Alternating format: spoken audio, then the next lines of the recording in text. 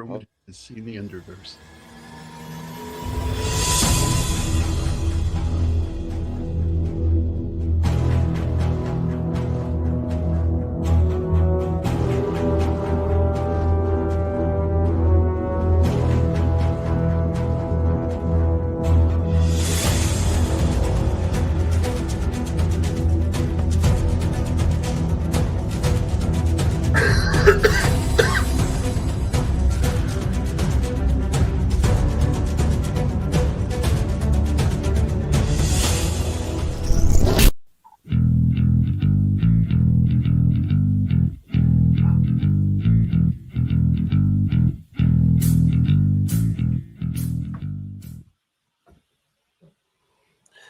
Greetings and welcome once again to Roman of the Empire.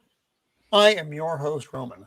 This week we are talking about Riddick, the third film in the Pitch Black Chronicles of Riddick series. Hopefully there will be a Furia that is up to debate, but we'll see if that ever comes out. But this was a fun one. This was a really good movie. I enjoyed it immensely. It's like three different movies. Man versus nature, man versus man, and then man versus monsters, and they cram it all into about a 2-hour timeline. So it's pretty solid. So thanks for being with us. If you're hanging out with us on YouTube, hello. If you're watching over on Twitter, also hello. So we'll go around the panel, do our hellos, and then we'll jump into this thing. With me, as always, he is my partner on this channel. He is my wingman. He once stopped me from carpet bombing 3 of Jupiter's 95 moons because it would have thrown off the feng shui. He is Shieldwall of Dragons. Welcome back, my friend. How are you this week? How's it going, everybody? Glad to be here. Yeah, this is a pretty good movie. It has some definite positives in it for me. But I still think that the second movie in the series was my favorite. There's nothing wrong, like, thematically with this movie, and but it's a little more contained, I think. But the CGI is kind of a little wonky in some places. But other than that, it's a good view. I recommend watching it. I just personally like the second one better. So, but glad to be here. All right. Yeah, no, Pippin is not on the panel, Stephen, but thank you for asking. I was like, I think Mando. I'm not on. I would be freaking. I'd be like muting everything and be like running over and like. He is the scourge of Gotham. He is the nemesis of the Dark Knight. He is Joker voice. Welcome back, my friend. How are you? How was Arkham is tonight? Taco night. No, taco night is Saturday. Things in Arkham, it's quite chilly. Right now, the city cut funds for heating, so it's a little cold. That's not good. Mr. Freeze is probably fine. Poison Ivy's bits are falling off. Peachy King. But as far as this film goes, in my opinion, this was the weakest of the 3 films. I'm like, it was like, let's just do Pitch Black again. Agreed. See, I really like this one. I actually like this one better than the second one. You can all throw fruit at me, but boo this man. I did too. I like the complexity of this one. I like the opening, the middle part, and then the ending. I enjoyed all of it. I thought that was a lot of fun. So. But and I don't want to take away from it because I loved Chronicles of Riddick. Oh, stop it, Jacob! Stop it! I love Chronicles of Riddick. Is that necessary? Is that really nice? That wasn't meant to make me feel good. Oh, and by the way, I've heard we're gonna have a lovely guests on next week, and with those guests, guaranteed there will be a multitude of scissoring. I still don't know where my scissors are. I cannot find them. That's fine. They like Roman broke into your house and hit him. He's like, or not my another wife one. finally said Not enough is another enough. one. Like, I need Could these for be, the kitchen. could be. Not Sweet another chocolate one. Jesus. Egos here? What? His beard. What? Wait, what? You said sweet Egos? chocolate Jesus, and you were like, egos here? No, Ego's not here. Ego's not here. His beard also hibernates in the rainy season. Then it kills everything in God sight. damn it. He is Beard of Liberty. Welcome back, my friend. How Beard of are you, and sexiness. how many people have you allegedly killed this week? Allegedly. Muted. Muted. Muted. You killed the stream. No. Oh, no. Oh, yep. I was having the same problem last week. Performance issues. Check your settings. And we'll get back to Beard, apparently, I'm after he rectifies his... Whiskey Dick of the Claws. It happens. Good one, Beal. Good one. Oh, You're out there. Performance anxiety. It's a bitch. good. He moves with mystery, they say. He comes and goes as he will. He is our favorite wizard of the interwebs. He is Blair de Blair. Welcome back, my friend. Good to Hello, have you with us everyone. once again. How are you, sir? Is it Thank freezing you. where you are? It is. It's very freezing. Thank you. So No, I agree with you. I like this much better than the second one. You're wrong. It's Yep. fine. I think the second one's a little too busy, a little out of its britches. This one came right back. So Yeah, I like Riddick in this environment, or in this type of environment. That's why I think everybody likes the crematoria scene Yeah, in I do. Chronicles I Riddick do so too. much. yeah. Because it's kind of Riddick in his survival element. That's what but again, I enjoyed the rest of the film. Please, I don't want people to think, oh, Roman doesn't like Chronicles of Riddick, because I do. Roman doesn't But like Chronicles I of like Riddick. stop it. Good. But I like this one more. So anyway. Beard's back. He is the meme master of the interwebs, using his power for good instead of evil most of the time. He is Jacob Ironside. Welcome back, Jacob. How are you, my friend? I'm doing well. I do agree. I like Riddick in this environment, but it's still the weakest of the three movies for me. But yeah, it is his natural environment. And the critters in this, it's basically the critters that were in the first one without wings. Mm-hmm. They're they live in different. lead, so. They're different. They're just kind of water-based. It's fine. It's fine. He is the man who knows all the things about all the things. He'll shoot with a big-ass Mac cup. The Unbearable 73. That's funny. The fact it shouldn't be. Our good friend Matt. Welcome back, my friend. How are you? Doing okay tonight. Now the difference between this movie and the first one is the first movie it took like 10 years to become what it was, and it was an accident that was still good. Whereas this one, they said they had the I guess you would say the questionable success of the last film, and they wanted to sort of push the franchise in a different direction because they see this like this is Toohey and this is their pet franchise. Like all of this, what they do, this is their main thing. This franchise, you know what I mean? So they were trying to figure out. They want to explore this universe. They want to explore this character, and so we got this film, which is probably my second favorite of the three movies. I would say, so it's which isn't to say that but only because I'm counting the theater releases. You know what I mean? Like the director's cut of the second film is almost an entirely different film. You know what I mean? Like, because it has the actual story in it. So I would say like that would make the first that would be my favorite would be director's cut of the second film. But since we have to look at theatricals, it's Pitch Black, Riddick, and then Chronicles. You know, with the anime somewhere in the middle of all that. Right. They are Zacks. They are. Yeah. Oh Lord. You are correct. And it makes this movie at least 2 points better on the scale. It's a half point better. Yeah. She will tell you if this is the way.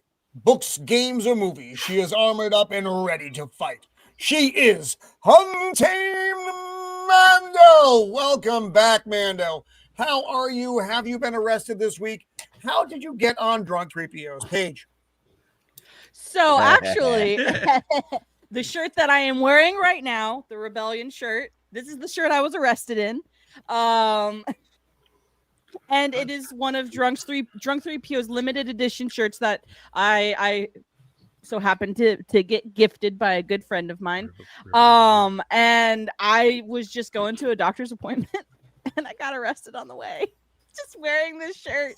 And so when Nomi was doing her fundraiser stream, I was retelling the tale of my arrest. And I was like, and Drunk 3PO jumped in the chat and I was like, oh, Drunk, what, by the way, when I got arrested, I was wearing one of your shirts. So free advertisement. That was Rub it probably in, Mando. intimidated the We other get inmates. it. Yeah. Yeah, I know, right? Little lion. Got it. Your name dropping famous. here. It's fine. Mando. Whatever. I'm not the one who brought up Drunk 3PO. I didn't say nothing.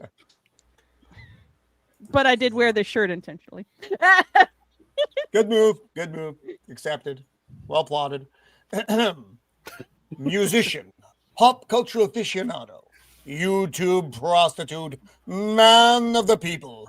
He is Sammy Three-Peat. Welcome back, Sammy. How are you, my friend? How is the frozen frost of the Motor City?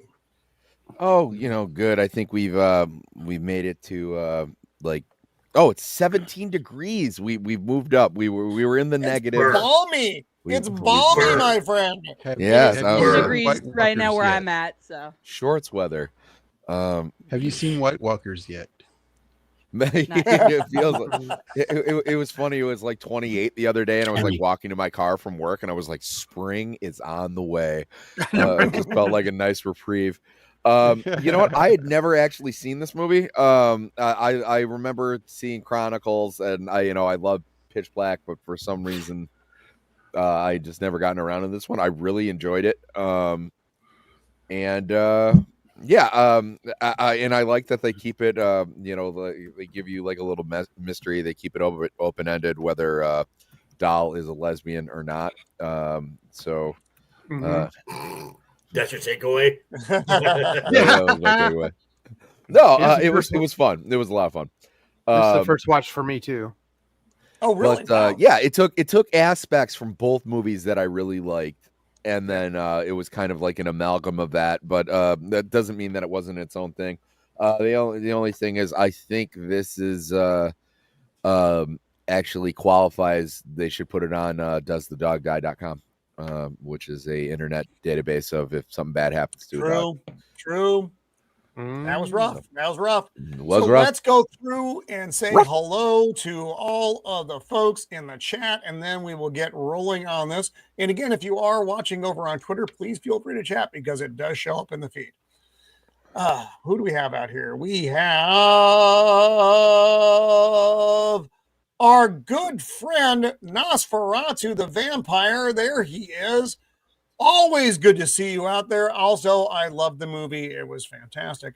Good representation. I did watch the Klaus Kinski version, which you recommended. I thought it was interesting. I thought he was very pale. I thought there was a lot. There was many Brits in it. It was weird. It was interesting. Well, we'll talk about it later someday, I hope. Invader Zim, always happy to have you out there, Zim. Yes, Zax, they are. Yeah, they are. They actually have a subcredit, but yes, they are in the film.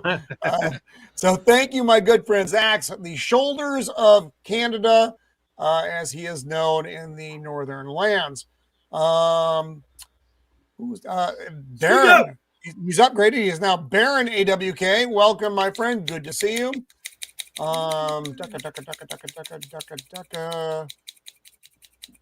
Ducka. Frank Eatley, welcome. As always, good to see you out there once again. I'm missing the VGK. Wait, what? Vegas Golden Knights.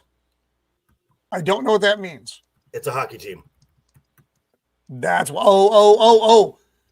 I don't know if I would miss a hockey team for us, but thank you for being here. That's awesome. Eclectic Goat, who will be with us next week for our free range show. Welcome, Goat. Good to see you out there. Ducka. So eclectic goat. Just a reminder. Bring your scissors onto the stream next week. We'll explain Please to you don't. next week. Yeah. I see a squeaker. I see a squeaker mouse in the chat. We got a mouse not hiding. to do that. Hang on, We I'm have a going mouse hiding. up. I'm going up. We're moving Low on. spec, Linus Gaming, welcome. Linux. Welcome, Linux. Look, He's I'm old. old. I'm going to say Then that. why? I want. I'm You not don't know going to what remember it Linux next time is? either. It's There's something Windows, you kids like Mac, to play and when you're not Linux. on your Nintendo, I imagine. Linux. Ducka. Not Linus from the The Gore King made Guys, a quick it's drop in Lenoir. earlier on.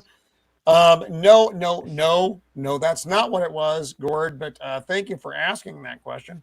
Let's dip down to the bottom. And the mouse is in the house. Squeaka is here. Always good to see our good friend Squeaka Mouse. Thank you for coming by as well. And with that, let's dive into this. I do have some videos that, sir. Eclectic Goat has a question in the chat. She Mando, does. Would you like to explain this? scissors. Just bring them for Quick science. answer to your question, Joker, is no. I don't want to explain it, but I shall. I shall explain it. One cannot be told what the scissors are. Yes. Now, I believe this was what episode? Do you guys remember what episode it was? 6. From the dawn of time they came. 6, I think. Scissors. Episode 6 of The Last of Us was when the fetal alcohol syndrome girl had a lesbian relationship with an older girl of color. I don't even remember which. It doesn't matter. And that's where the scissoring comes from. Well, it is it came More from, to it than that. Well, it came from there was a we had Mando on the panel and Vex was on the panel as well. Here, And someone was referencing the other episode, like episode 3, that was the gay episode. Not good. And I said, well, so if that's the gay episode, the name of this episode should be called Scissor Me Timbers. Mhm. And thus. And I pulled out scissors and started cutting up like paper into like animals and stuff like that. And it's been And thus we began the Scissor family. Yeah. The original Ever founding since. members of the Scissor family were myself, Vex, and the Joker's voice. Edward Scissors. Yeah, I joined, but I keep forgetting mine. And it's just I grown. think I- Remember, we I started turned myself this into way. a mushroom with Yeah, paper it's mache better. scissors. Better. Feels more And organic. it hasn't gotten better for me since that The time. Scissor in family case we has need some continued merch. to We grow need some and merch. So expand. with and add scissors to on It's been it. around And for time on that note, immemorial. let's start looking at the movie so I don't have to talk about this anymore. Okay, What are so those For no um, other reason. to answer the question someone might have later, there is a That's right, director's I'm cut version of this. It's only like 2 Is minutes there? longer. Yeah. The only That's what difference I is it watched. explains what happens to like most of the Necromongers in Baco. Right. Which basically I goes did not know that there was I didn't know there was a director's cut to this. Basically, Oh, So then I I will watched the say- director's cut. Baco leads a bunch of people to the Underverse, and that's why they're not in the Right. movie. They were Yeah. which is what is implied in the movie as well. So let's Yeah. Jacob has given us a few videos here. Let's take a look. I'm sure I don't come off well. The other guys are the big guys. I'm the small guy. I'm like the normal guy. That's impressive. Was that Sammy there? I That was great. I wonder who's measuring. That was him. I'm a big beefcake. That was Matt. Matt, that's awesome. Matt, the keep a meme. That looked good. I was That's just blown. solid. My mind was just blown because I don't speak Spanish. Donde está, Yeah. senor? Como So we go through the están? opening. Prego. Hey, Now, wait, I wait. love this. I've got 3 Wait, memes, there's more? Roman. Oh my God, there's got- more. I've There's got more. more. Jacob brings I've got more. more Jacob's names for bringing you. more. All right. Oh, here we are. Look down in the chat there. I got it. I'm Oh, yeah. really good, man. Wow. Not bad. I love it. That's I have solid. hair. I have hair. Wait, who's that? Okay, hold on. And I'm bald. You And are. black. I should walk around staring sharp. And black. You having actually a kind of look like machete. the doctor from Star Trek Voyager. And I got a tan. Person of color, finally. All right. Oh, there's more. Here we go. Okay. Yeah. There's two yeah. more. Yeah. Roman has that nice. face that just goes with Brownie every face. meme. Yes. It does. It just does. If it's a grumpy old man face on There you go. something. Oh, that's great. Oh, nice. Oh, and chill ball. Aw, that is so cute. Oh, Jacob, excellent as always. Well played, my friend. You are, So, Jacob, you are evil, sir. There is no good left in you. You are evil. It's wonderful. so we You- what you really love do have about a it. gift. Just It's dive the- right in here. There's sorry, that's notes number one. We just we're like right in the mix of the movie, and I also like that they did the filter kind of effects again. It's a very consistent look through all three movies, Yeah. which I think. Roman, Riddick. by the way, I looked. If you watched my version of it, you saw the extended one. Oh, I did. Okay. Yeah. Okay, because that's what I was familiar with. So that must have been the one I watched. I didn't It's- realize there was it's- another. The main thing is that scene at the end where Riddick shows up with the remains of the Necromongers and asks where Right. Vaco is. Yes. Okay. So his hands out here, and you're getting his narrative, which I thought was great. He's like, this ain't the first time this happened. Well, I mean, And- and already you can tell by this shot of what this is that just by the look of this animal, and again the lighting filter and everything. This is again a very harsh planet, and which is kind of where the Riddick thrives in the harshest of environments, and he's choking the chicken there. Choking the space chicken. He's talking about how he got here because he kind of like let himself get too civilized. Right. I like. Yeah, well, he hasn't gotten there yet. He hasn't gotten to that part. He just ends up. He just kind of goes through the very basics of what's going on, literally in the moment. Because you're kind of wondering, because at the end of the last movie, he was the Lord Marshal of the Necromongers, and now you come into this, and he's under a pile of shit on this planet with a bird picking at his hand. Things have not gone well. Clearly, there has been something that has happened. Yeah, I really like the font, by the way, they use for the Riddick. Yeah, it looks good. Yeah.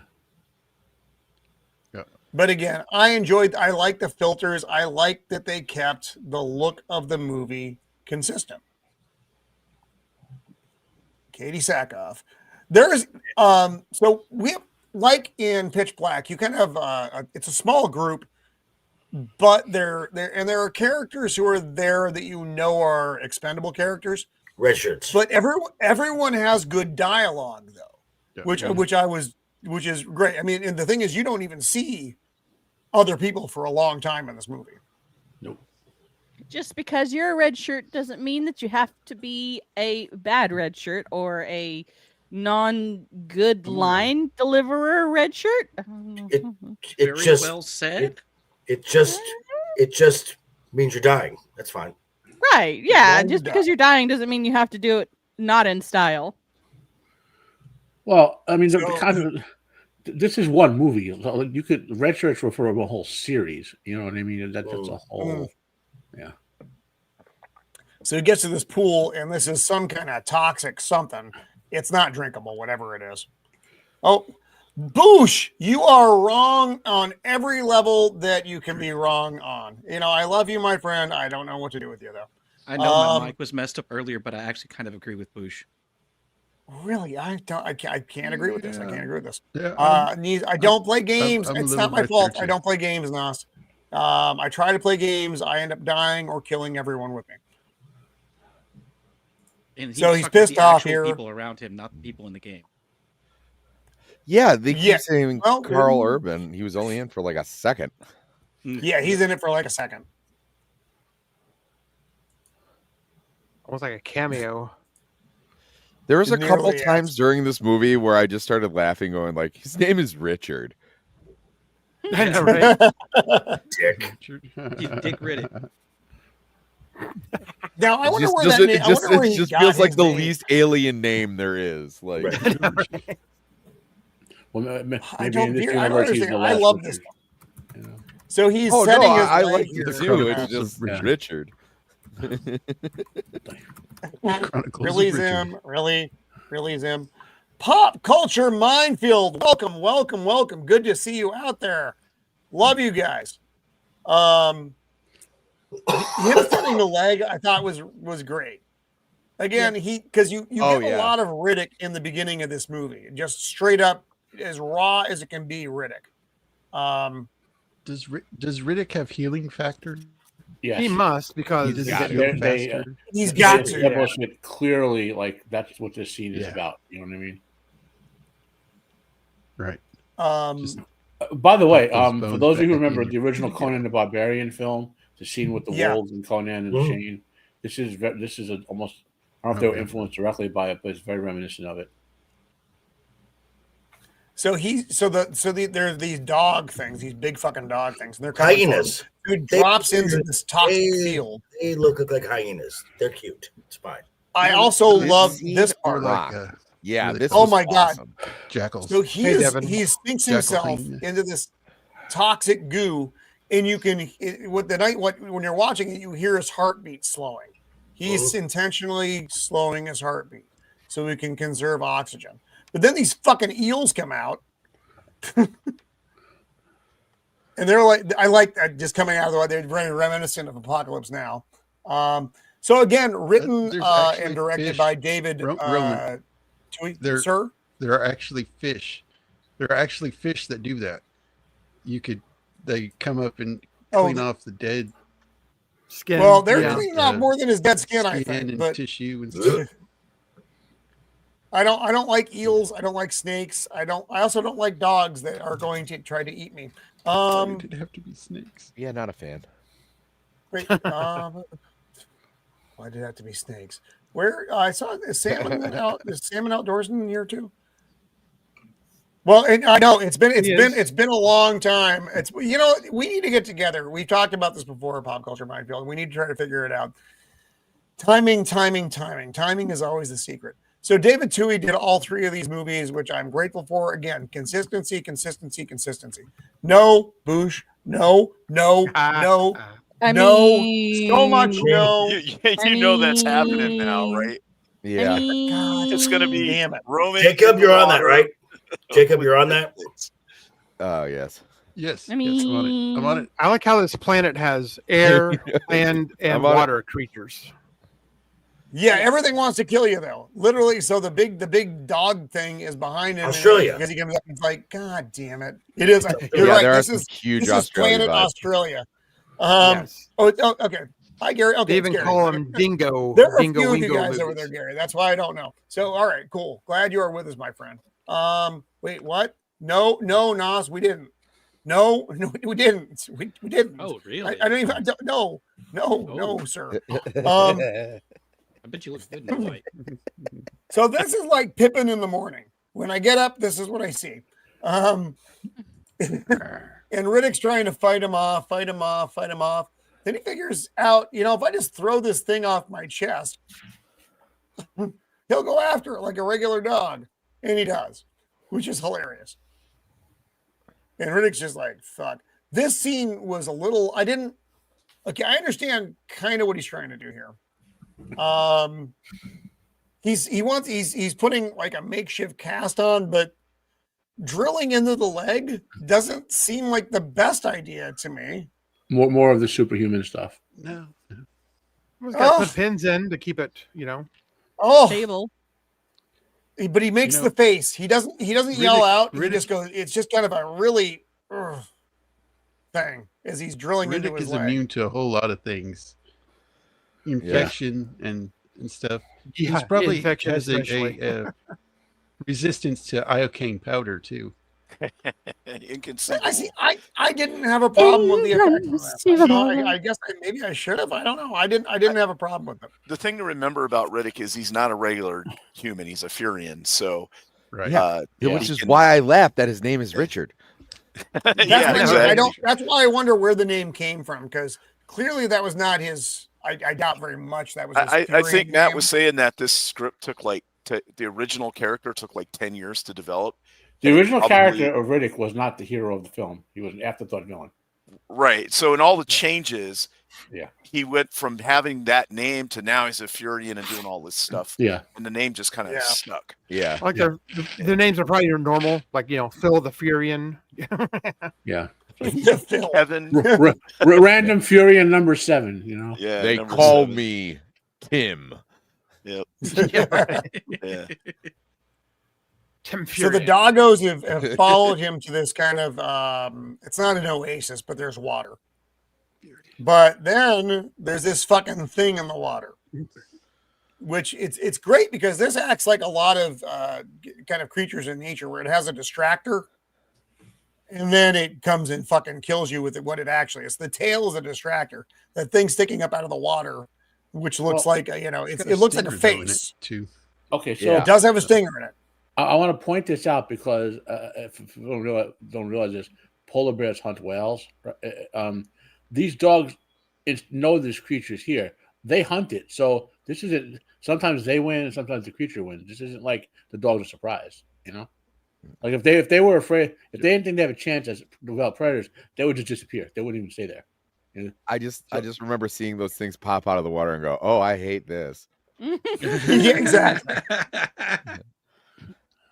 And then the big thing eats. It brings then he looks back and he realizes there's a skull behind him, which is an indicator that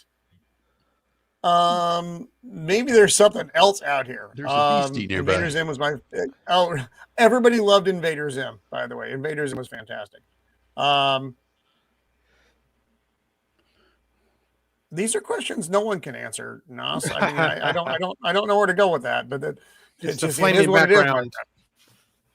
He's and then there's like a big creature. This is bigger than the ones that the other things are. And again, you can see that it gives the appearance of a face as the distractor. I think it's a cool design because it's something that can actually you find in Australia. Eyes were actually in the tail. Yeah, so did I. Thought too. Yeah, and then because the head doesn't really have eyes on it. Although I thought that this spike in the middle was actually a stinger, and you don't really ever see it. It like bites you to poison you. So it's kind of weird. It's weird. Again, it's like something you're right. I don't actually see eyes on the head. It's just kind of this blob thing with big fucking teeth. But also those moved like maybe it was breathing through its tail. I don't know. So yes, I thought too. It was breathing. But the creature itself is terrifying. Rachel.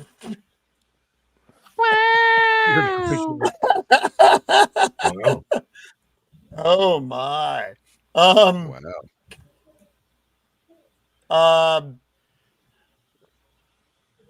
Well, I mean, they're Furions. I don't know. You're right. With the spread of humans through the universe, maybe, or maybe just whomever picked him up named him that. That's what I'm assuming is however he ended up out in the world. And we don't, space missionaries or something. Who knows? Trying to clean up after the Necromongers. The setting is so fascinating. Is this something where like humans, like Dune, where humans spread across thousands and thousands of galaxies and involved in the different stuff? Or is it just like all aliens, all human? You know what I mean? Like what? Like I hope they do more than one more film that are good so we can get more of the setting, They all look the same. Which is like, I mean, that's like Dune though, and Warhammer to a degree. Except there are, you have the weird demon race specifically the people are from Earth. They've just spread out. Yeah, and- just Changed thousands and and thousands of stuff. galaxies, basically. Or Yeah. I should say, we're spread out as pets across thousands and thousands of galaxies. But yeah. So we get another good Riddick kind of commentary. He's like, yeah, there are bad days and there are legendary bad days. And because he knows, he's like, yeah, I knew they were going to try to kill me. He's like, well, the problem is it wasn't what happened. It's what happened to me. He feels he let himself get too civilized, being around people too much, because he's an isolationist. This dude's by himself all the time. This was interesting, though. There was something on this planet a long time ago. Yeah. This is the remnants of a very old civilization. Go back like one or two scenes to the map right there. Okay. So from a geological perspective, that type of formation would come one of two ways, either through extreme glaciation or like basically something like Venus, where the extreme high temperature scouring chemical, so like the question would be with that ancient civilization is like what planetary geological cycle is going on that would give you that extreme mountain carving of that sort and leave remnants of nothing of the civilization but that little bit we see, that because only stoneworks are going to last, and maybe some metalworks would last as long, potentially tens of thousands of years after the collapse. I didn't notice that moon looks like it's shattered.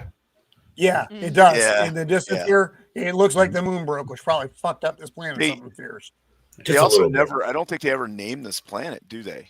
No. All we know it as is not Furia. And you never really see any signs of that civilization. That looked obviously, intelligently made, those rocks. Or is this what happened after the Necromongers blast the surface of the planet apart? Oh, maybe. That was my assumption, was just the Necromongers like were here maybe a long time ago, and this is one of their early conquests. Because they took him to this planet, they knew about it. So they knew where it was. My head canon is that the first planet in Pitch Black was another planet the Necromongers blasted, and it threw, and the only thing that survived were those creatures that lived underground in the dark. That could work too.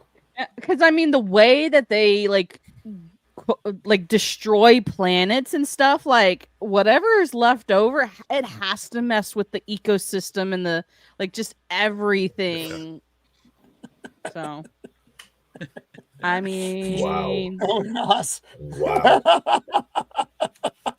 The man's got good ideas. Sounds like a so Riddick needs to get some rest. He goes into hiding here. He's just kind of burying himself so nothing can get to him. And this is good because this now gives us the chance to go back and see what happened. How did we get here? So remember, at the end of the second film, he became the Lord Marshal, and they gave him his armor and all this shit. The helmet is that's not the most practical helmet they could have. No, I didn't even understand it. It's bizarre. Artistic. It's like they wanted to put a crown on me or a noose. Take us to the threshold. Take us to the threshold. And he's not really equipped for this. He's not really a leader type. He can get you out of a situation, but he's not really what I would call a leader type. Nor does he understand their civilization. He's not a necromonger. Does he even know where the threshold is? And yeah, he doesn't know what the hell they're talking about. He's just like, oh. Yeah, either. But I mean, but the look of it is really good. And again, you see these same pillars that were in the first film. Right. That's what they killed Jack on. Second film. A second film. I'm sorry. Now we get some of the brief appearance of Carl Urban. Vago.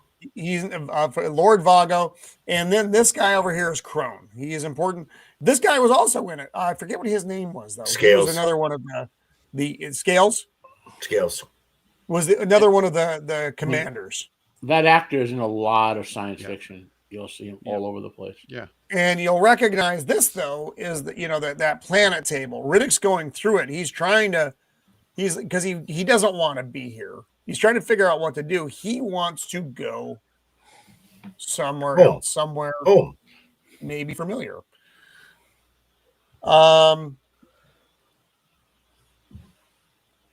Wait, what? What? I don't know. I don't understand. We say quat? Quart? Quart. He means quiet. He means quiet. Oh, We stay quiet. no, actually, no. I don't agree with almost anything in that statement except for the first thing. So Vaco comes in and gives him the little talking to here. I think Oh, did I miss a whole bunch of? I think Vaco and Vin are No. kind of like, Oh no, Look. I haven't gone there yet. Okay. look, let's find a way out for you. You don't want to be here. I want to do where you are. Let's negotiate. Let's make a bargain. Right. No, Vaco isn't trying to fuck him over. That I know of. That I didn't get that vibe, especially when we get later on in the movie. We can talk about that too. But so now this is Riddick in his chambers, Lord Marshal. He's got like 6 chicks in the bed. They're all like, "Come back to bed, Lord Marshal. Come back to bed." By the way, Zim, no, the character name is Crone, but that's not the black guy. It was the black. No. guy. The white dude with the shit on his face is Crone. Yeah. And I forget what this broad's talking about. They talk about where the sweet spot is. Mm-hmm. Are the guards still out there? It's a distracting maneuver, much like the critters down in the mud. And then she sinks this thing right into his back.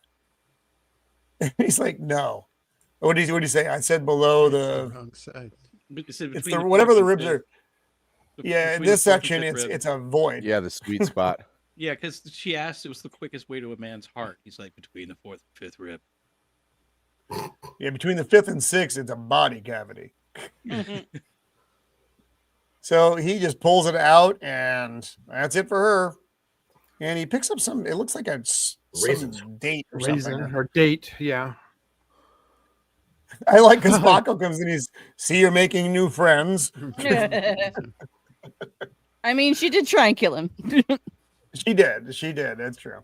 And this is where Vaco and Riddick have, and Riddick kind of teases Vaco here a little bit. Oh Lord, Zim. Wow. He's like, "I heard you lost your nerve, Vaco, after that big swing and a miss. What are you gonna do to regain that cred?" And Vaco's like, "I had something else in mind." Which is cool because again, Vaco could have he right now he outmans him if he wanted to. Right. Now, could they still get an advantage over him with enough guys? I mean, I think you're going to do it, but he doesn't. He just throws it down. He's like, "I had something else in mind." He talks about his first campaign when he was a young necromancer doing what necromancers do, and they went to this planet, and the resistance they met with was of such furiosity that they killed 100 of theirs for every one of theirs until their weapons died, and then they killed 30 more. And the last one stood atop the bodies, and I looked at him and he looked at me, and I saw his eyes, and his eyes were just like yours. That was love at first sight. And this, we go back to the first movie though. That's true. Yeah, that's true. I was only 87 when we reviewed Dark City. I've gotten much older. This is a retcon though. This is an internal retcon, or this is Riddick lied about his eyes. Mm-hmm. But in the second movie with the Fury and the Purifier, he didn't have these eyes. Am I wrong or am I not Correct. wrong? You were correct. He didn't have those eyes. He did at the end, though. The Purifier? No, he didn't. Purifier never had those eyes. Nope. Correct. No, Stephen, this isn't Dark City. Thank you for coming. So that's what I mean. So that's why there's like a almost a double retcon because Riddick either, like I said, either it's a retcon or he lied, but then in the second movie, the Furion doesn't have these eyes. So now we're looking now. It's like, oh, okay, but now we're at all this year. These are Furion eyes. Riddick is like the unless we don't know really anything about the Furions, Riddick could be like their warrior cast or something like that, and they have that. Or they, I mean, there may be. You're right, maybe. Jacob. I mean, maybe there are different versions of the Furion. So what happened was that in Pitch Black, legitimately it was he got his eyes shined in prison for 20 mental cools. Then they came out with the video game that retconned that he had the woman that was in the second movie that he had flashbacks. If you watch the extended edition, she unlocked his powers and that's how his eyes got made. And he just made up that story. The girl got her eyes polished though, right? No, she said she couldn't find anybody. No, Jack never got her eyes. She couldn't find anybody because that's not a true story. That's not how he got it done. But you had to play the Butcher Bay game in order to learn that. And then, so the whole process is that they're writing these characters and doing things between the movies, and then they retconned it. So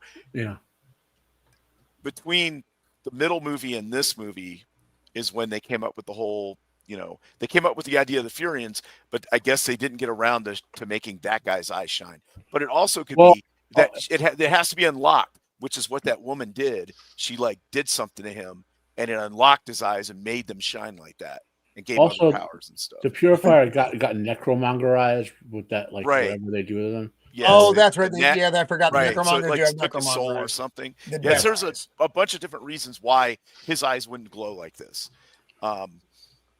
So yeah, in the end, I guess it doesn't really matter. And I say, remember the setting. The first movie was a sort of happy accident. So you got to always factor in it. So there are a couple interesting things, kind of production things about this movie. So Vin Diesel agreed to make a cameo appearance in the Fast and the Furious Tokyo Drift 2006 in exchange for the right to the Riddick franchise from Universal, so he could produce these films. Interesting. And the production on this film started shutting down because there was a delay in financing. So Vin Diesel himself funded it until things came in. Yeah, okay. This is Tui and Vin Diesel's pet franchise. Of all the stuff he really wanted this. I mean, he wanted us to be like a J.R.R. Tolkien style thing. It just never came to be. Quite honestly, the writing wasn't consistent enough. You can't really compare these to the Lord of the Rings trilogy. I can see what they wanted to do, but Vin Diesel's no Tolkien. No. Very few are. The thing is, though, this came together reasonably well. It's an enjoyable franchise. It doesn't have to be Lord of the Rings. I still don't. Yeah, don't get me wrong. I very much like it. Yeah. So just got, like I said, a couple of interesting production notes there. So let's just hope we get the fourth film is takes it all and puts together. And I hope they do it, Matt. But I also hope that they do. There has to be a timeline that works. You can't make it 5 years later. Like this is 5 years after, which I still find extraordinary. 5 years after the events in the Chronicles of Riddick, he's been their Lord Marshal for 5 years. They haven't really done very much for 5 years. That's kind of nuts. Yeah. Well, that might be why they were frustrated with him. They've been going from planet to planet trying to extinct humanity and take the cream of the crop and all we were talking about the previous film, and all of a sudden they get this guy who's just flying in the middle of dead space for no reason. Kind of doing nothing for 5 years. Yeah. But they can't touch him because he'll kill anyone in seconds, like a blink of an eye in your head, So right now Vaco's basically telling Crone, he's like, Crone, we have a change of plans. Riddick is going home. I forgot about this. So when Riddick asks him what he wants, if he's going to kill him or whatever, Vaco says, he's like, what do you want? Vaco says transcendence. he wants to go to the Underverse and get those magic powers that the Lord Marshal previous actually had. From a psychological perspective, think of this though. All of these Necromongers are survivors of the Necromonger progress on their world. They have nothing left but to hope for that the Lord Marshal wasn't bullshitting them. You know, no lie. Yeah. So Riddick and the boys launch out here. I was supposed to be going to Furia. We ended up at not Furia. Not Furia. Which is not Furia. This is just a fucked up you meant planet. Fury. Oh, this knows it immediately. This is Fury B. I thought you meant Fury B. You know. Yeah. So yeah, like I said, so Riddick immediately knows this is not where he's supposed to be. And the dude with the fucked up face, he doesn't give a fuck. He's like, well, you know, it's kind of too bad. Did he have a waffle making accident or something? It doesn't look good. I agree. Something went wrong there. Maybe that's the Necromonger progress. They put you in a giant waffle maker over and over again. Didn't use the cream because they probably have other cream for that. So fight ensues, a lot of hilarity, and then this dude just blows the cliff away, and that's where Riddick, or we're not there. We're not quite there. I'm sorry. Now we're there.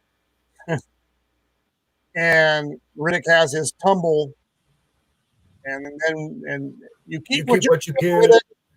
So I guess he makes the assumption he's going to be Lord Marshal now because he killed the Lord Marshal, but he's still kind of a B-list player.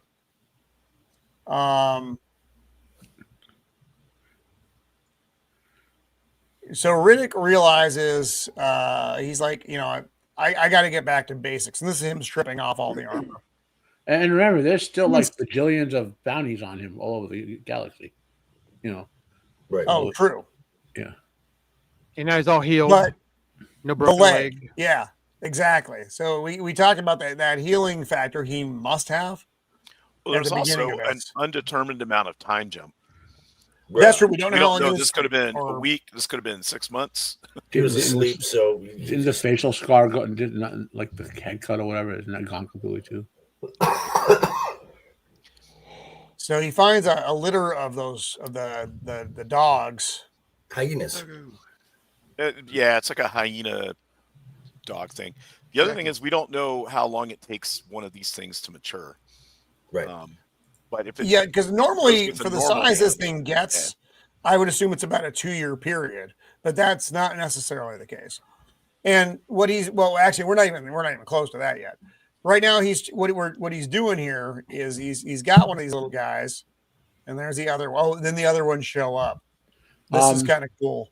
I also want to point out they use some of the species peoples use sleep to do their hyperspace stuff, which means they're probably relativistic time dilation all over the place.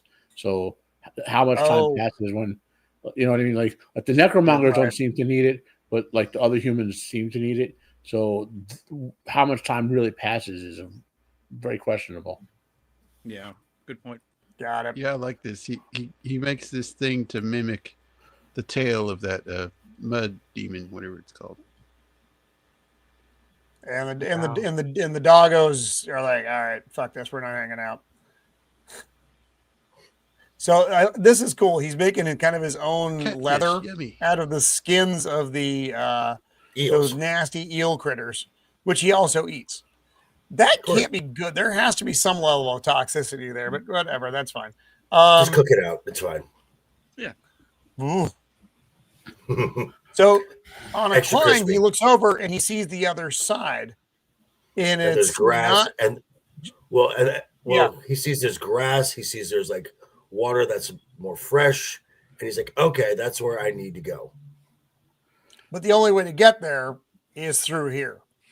At least that's the only way he is aware of, but that's the way he's going because that's the way he's aware of. So now he needs to grab this. This looks great. The look again. I enjoyed the look of this. I thought that the CGI on this was fine. So I know others would disagree, but I thought it was. I thought it was okay. The design all is still solid. I do think that they had a little bit too much budget, that they tried to do a few too many things that made some of the CGI not age very well. But overall, yes, it does look pretty good. But every now and then, it's like if they had a more of a limited budget, like they did for Pitch Black, that they'd have to work within their limitations to make things look really good. But I think they just tried a little bit too hard. They aimed a little bit too high, and they just missed in some of these shots. But like this one right here, it looks fantastic. I'll give it that. Yeah. No, Do you remember the part where he's building up the resistance to the venom? No, we're not. Yeah, we're getting there. We're close. Okay. We're close. Not yet. So he's trying to make a noise to signal to try to get one of these critters to come out because he wants to get a small one because he knows there are baby ones and he got one. And he gets the venom out of it. Well, and he pulls the stinger out to make a. This is interesting. He pulls the stinger out to make kind of a half-ass syringe, which is, but it's. I mean, there's a lot of skill that goes into this, but he's got it figured out, I guess. Mm-hmm. But he The injects. dog's like, "Are you sure about this?" My dog's like, "Oh, why?" Yeah, test it on the dog first. Yeah. Come on, man! I'm supposed to be your buddy. Oh, And it just kind of falls over immediately. But then it gets up again, and he does it to himself. dosing. Space steroids. He's building up. Space heroin. It's good stuff. Yeah. So this is in that cave area that he discovered. So it's just there are pictures of those creatures. What if those creatures are the de-evolved sentient species? You know, probably.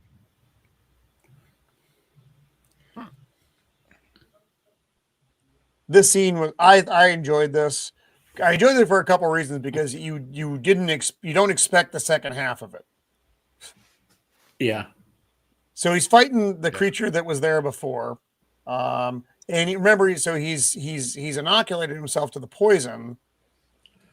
This is nuts, though. So he just takes this fucking bite on the leg from this.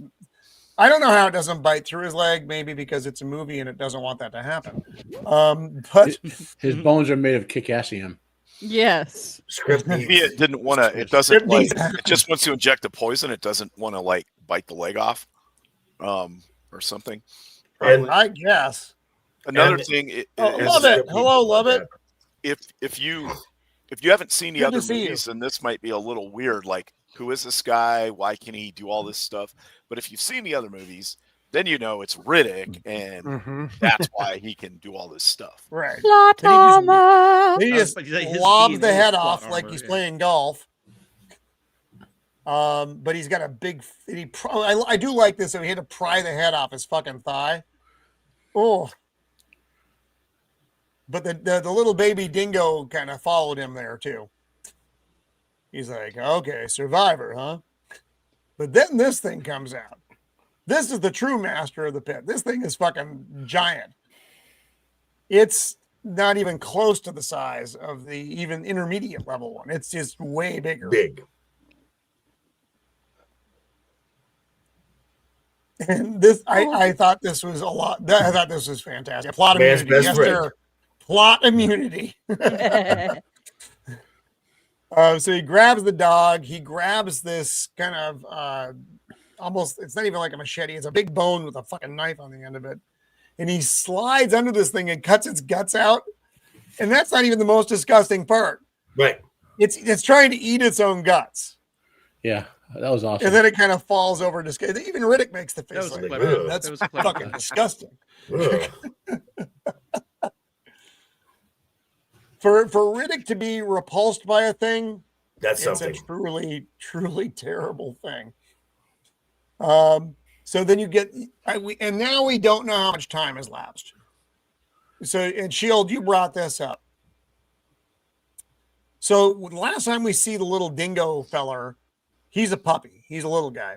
Next time we see him, which is like in a second, he's a full-grown dog. Not only that, look at all the gear he's got. He's got like Yeah, he's made a litter for himself. Yeah, he's got bags and water skins and all kinds of stuff. So we don't know how long it's been. I mean, it's I would say obviously- it's been a minute. Right. Like 3 to 6 months minimum, Mhm. maybe longer. That's a good boy. Yeah. This is funny though, because the dog has something in his mouth and Rick wants him to give it to him. And he's like, drop it, drop it. He does the same thing I do with Pippin when I see him running around out there. Drop it. Mm-hmm. That's a golf ball, isn't it? Yeah, it is a golf It ball. looks like it. It is. It's a Yeah, golf and that's ball. why he's like, oh, something was here before. There's people.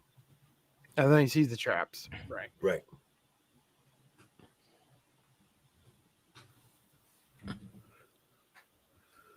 And now there is an outpost.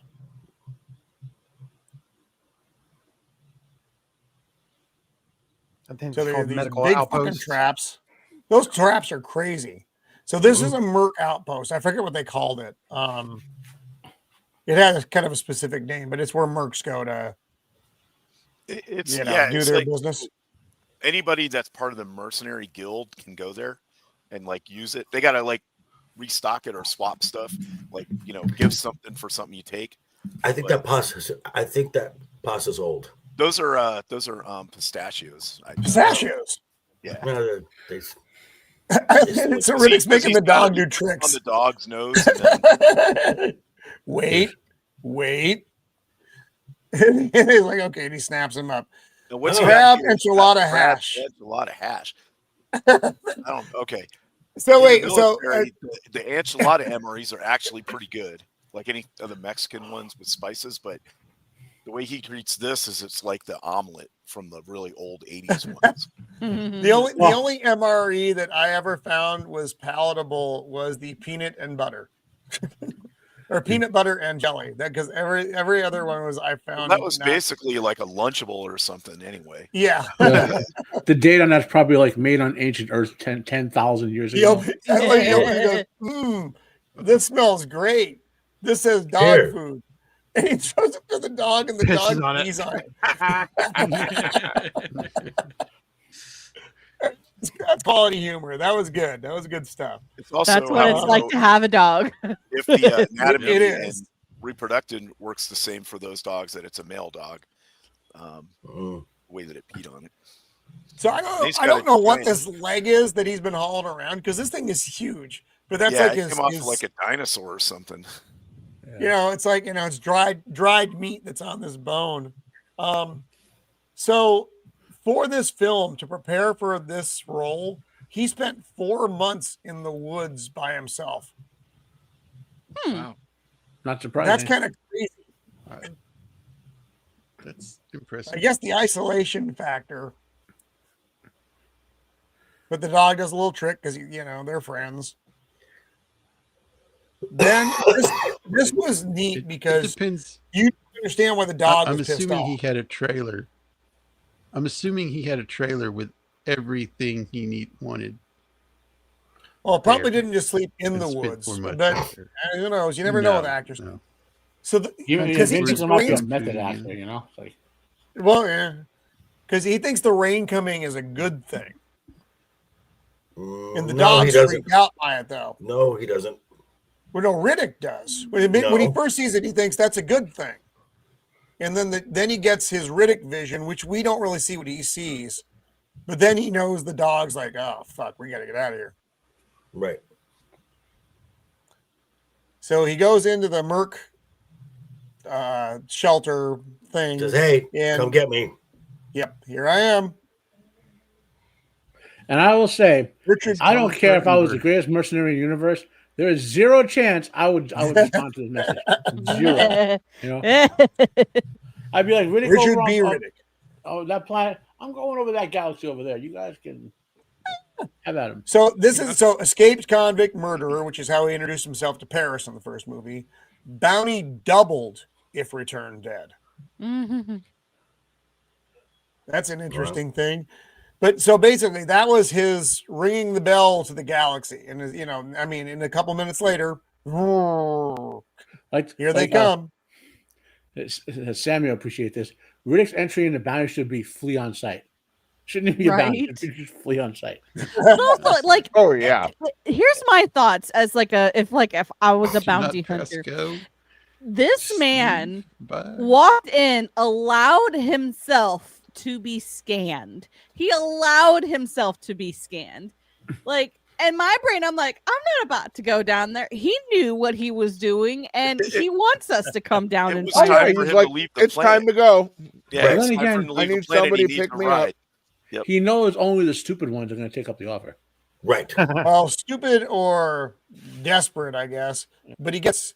But wait, we'll get there in a second because he's not dumb. He knows that there more than one group is going to try to find him. This actor, Jordi Mola, who plays Santana, he is very unlikable. He does a great job with this character. You fucking don't like Santana from the get-go. He is a shitty guy. He is a bad person. He has kind of an interesting crew of misfits, but he himself is a fucking asshole. Mm-hmm. Yeah, most of his But he work does is a great Spanish job with the language. character. Yeah. Dave And Bautista Batista. as Diaz. So this was before Guardians of the Galaxy, by the way. Way before. So But hey guys, Batista couldn't I even gotta play go this for role 1 now. minute. I'm gonna leave you with this slide, but I'll be back in about a minute. Batista, All right. Batista couldn't even play this role now. He's so much smaller. Right. Mhm. So this is basically Riddick saying, okay, I know more I know more are coming. Just leave a ship and let me go. Just because if you don't, I'm gonna have to kill you all and take your ship anyway. Yeah. He's trying to be nice. He's trying. People are just dumb. The one thing I like about well, I know it's a movie, but it feels episodic inside it. Like we're moving from segment of story to segment of story very cleanly. You know, we had the survival part, then we had the exploration part. Now we have the next part. It's like they're very segmented. You know what I mean? There's no like blurring lines between them.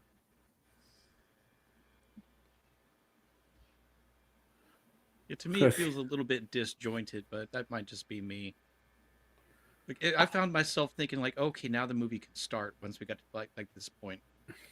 No, I don't disagree with that concept. What I'm saying is, like if the movie is divided into like 3 or 4 acts, they're very clearly delineated. You know, they could almost say, "Abandon all hope. Anyone who doesn't leave me a ship here." Yeah. And that, by the way, he looks like he drew that in his blood.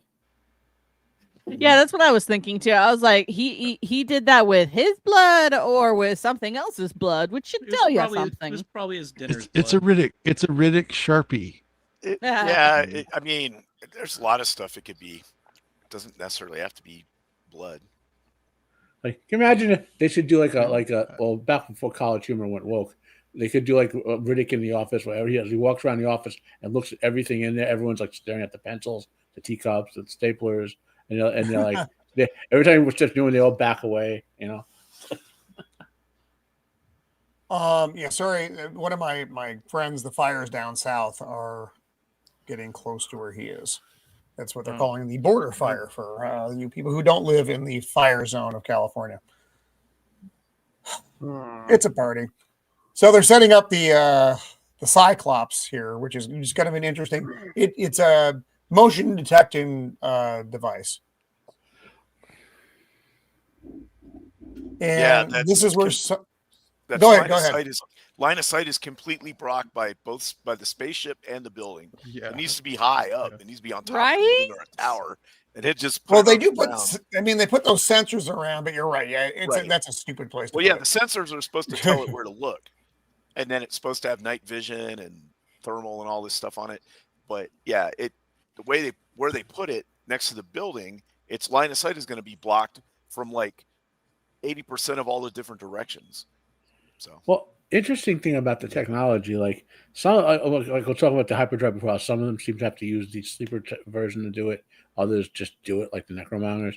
Like now they have like this Cyclops thingy, right? Why not a bunch of drones, which would have no line of sight problem? So, question to me is, Like, how diverse is the technology base that these people have access to? Do they need 10 Riddicks worth of bounty just to get one really good like ship or whatever? You know what I mean?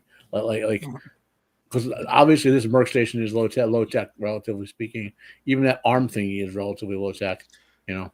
But I think for price cost considerations for this, effects in the movie, they basically got like a construction robot that you would use in a car factory, and just slap that ball thing on it. That's true. What I'm saying is, though, I think it's deliberate. I think that the way the setting is. It's supposed to be a little more low tech. Like if there were 25 movies in this universe, some of them will be high tech, like the Necromongers, which they clearly out tech almost everyone they come across. In this, because this team seems very low tech. They, like I said, they do seem like a ragtag crew. I get what you're saying. Yeah. This setting has a lot of interesting details that, like when you watch it the third or fourth time or whatever, you begin to sort of pick up. You know.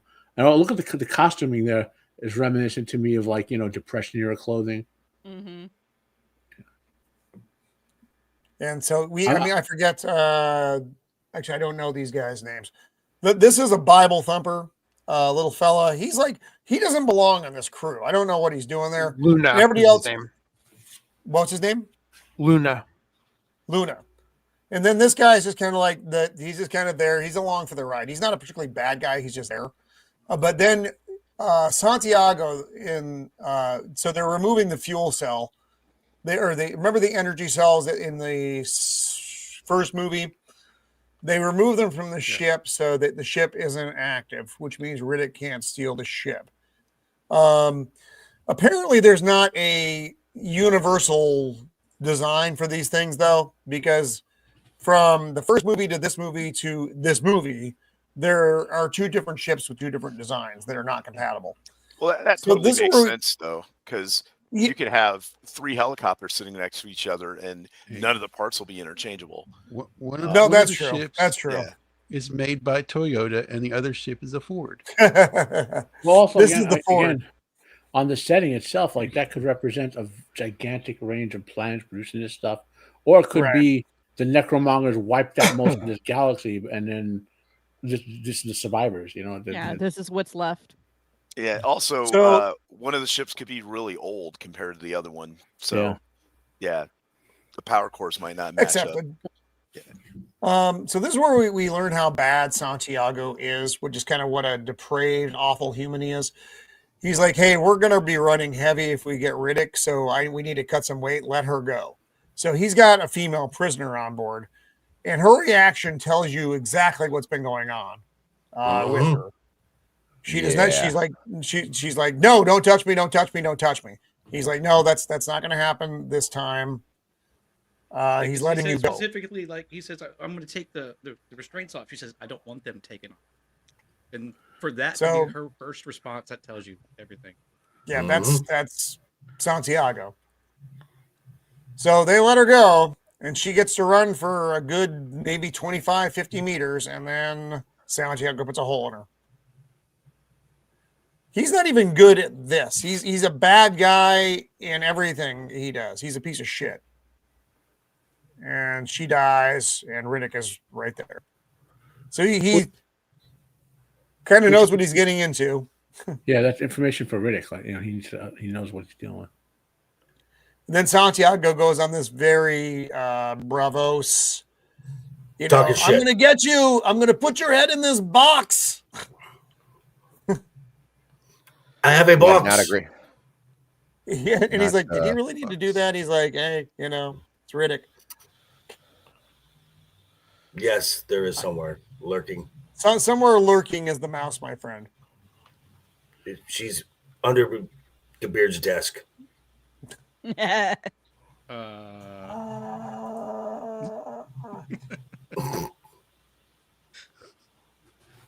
So now they're getting detection that there's another merc ship coming. And they're telling him, hey, no, we've got it. You don't need to come. No big deal. So if you'll read the sign, it says Colonel R. Boss Johns. Mm-hmm. And that's when Dave Bautista, whatever his fucking name is in this, Diaz looks at the door and he goes, all right. He wasn't an idiot. He does know math. So this merc team has their shit together, though. They have armor, they have uniforms. They aren't just a fucking Nickel slick ragtag. badges. Nickel slick badges. So He's again, like, about hey, when you think about the setting too, like, is this how it works? Like the few good worlds have the criminals flee off world like pirates, so that to send tons of mercenaries to round them up. So the interesting thing about the setting, because that's a real world theory that there aren't a lot of actual like worlds that Earth-like worlds that would produce civilizations that would have abundance of resources. But then again, there's the whole resources in space thing. There's way more in space than on the planet, so to speak. Science fiction has a lot of interesting concepts exploring all this. yeah, it's not a straightforward thing.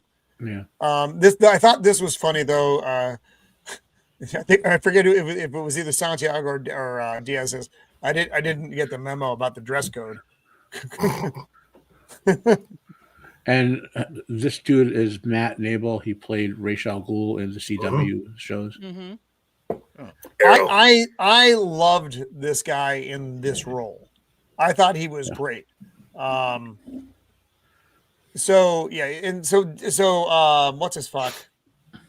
Santana's basically being a dick and telling him, "Hey, go the fuck away." And he's like, "Here's the thing, I'm not leaving, but I'm not gonna raise a hand to help you until you ask." So they just go in and set up shop. They're getting all their stuff ready to go. They got their map.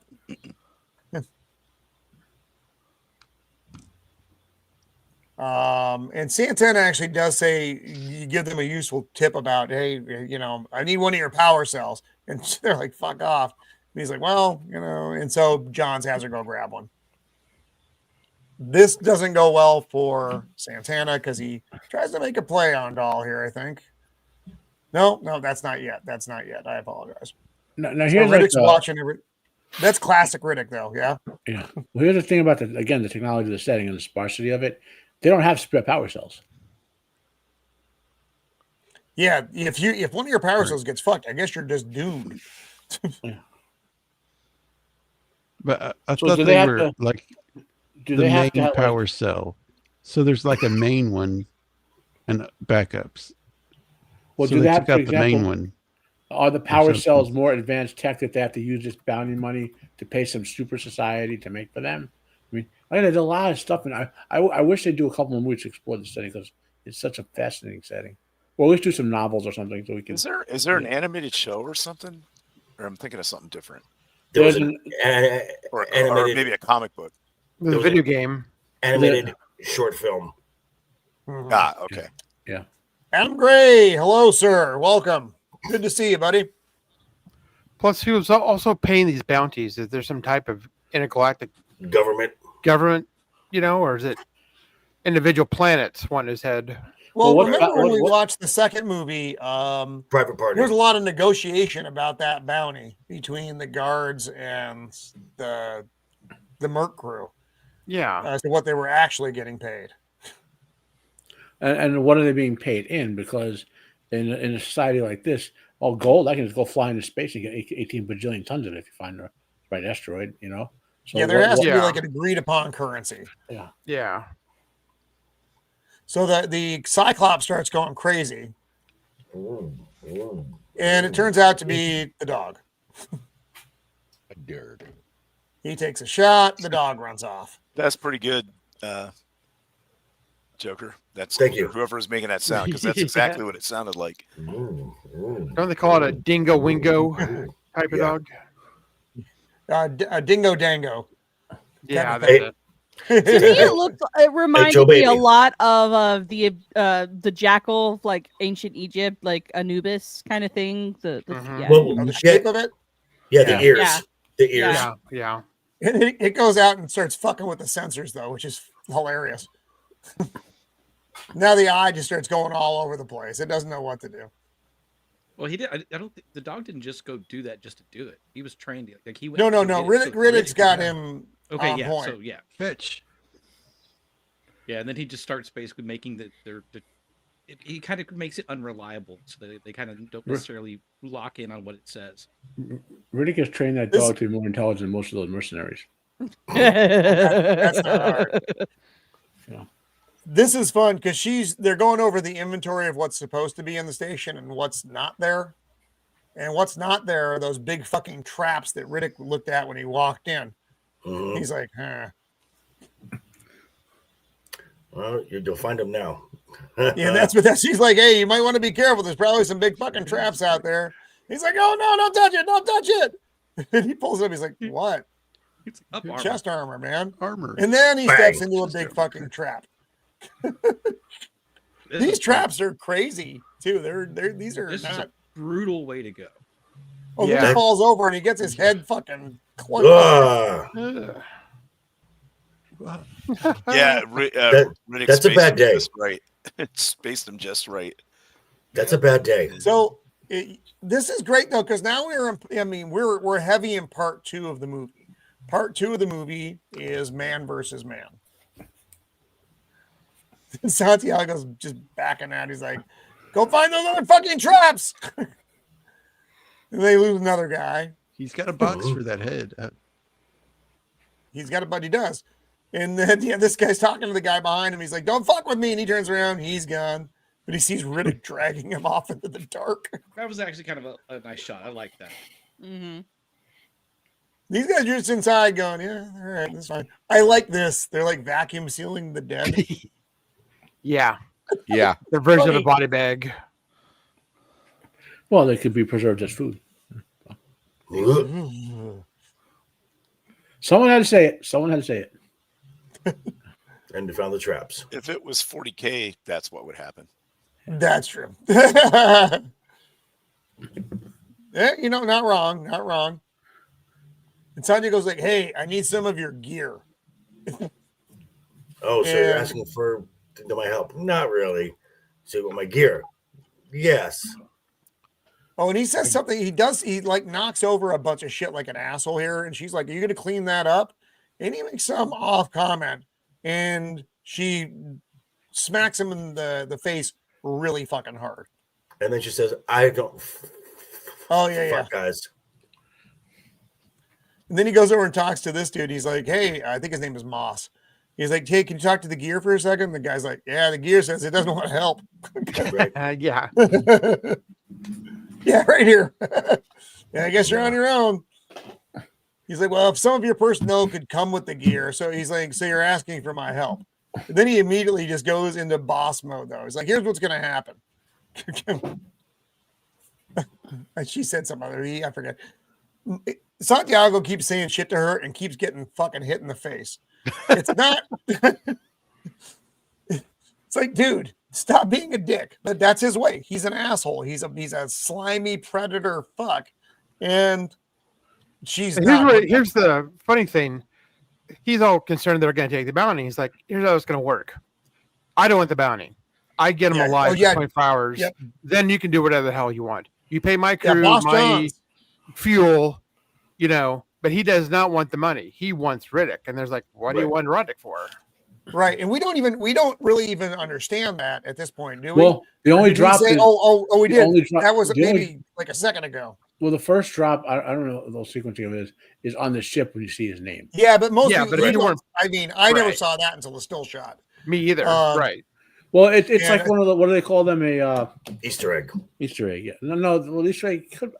Clue, breadcrumb, Callback. Callback. Call. I guess a callback. Yeah, callback makes more sense.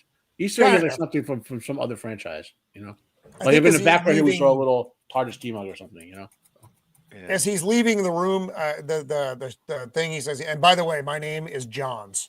And that's where, if you saw the first movie, and hopefully you did if you got to this point, you understand the connection between the bounty hunter, the merc who was taking Riddick on the pitch black. So I want to say hi to everybody again who's here on YouTube. Thank you for being here. Everybody who is over on Twitter, thank you and welcome.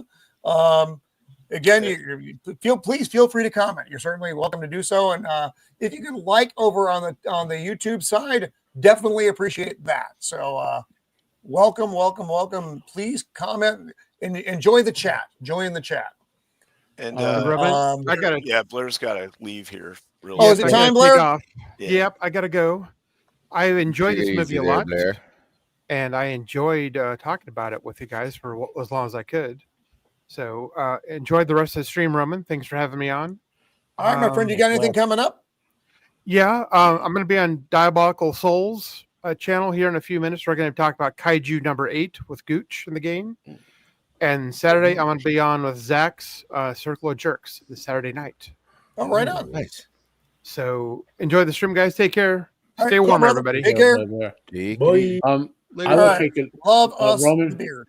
Roman, I'll take Sure. the same thing. My back is kind of hitting the limit, so all right, Matt. I will take the time also to check out so you guys can continue enjoying this film, and just enjoy the setting because it's a beautiful setting, beautiful Anyway, thank you all. See you all next week. Cool, Have Matt. a good one, man. Thank you for being here, my brother. Later, Matt. Yep.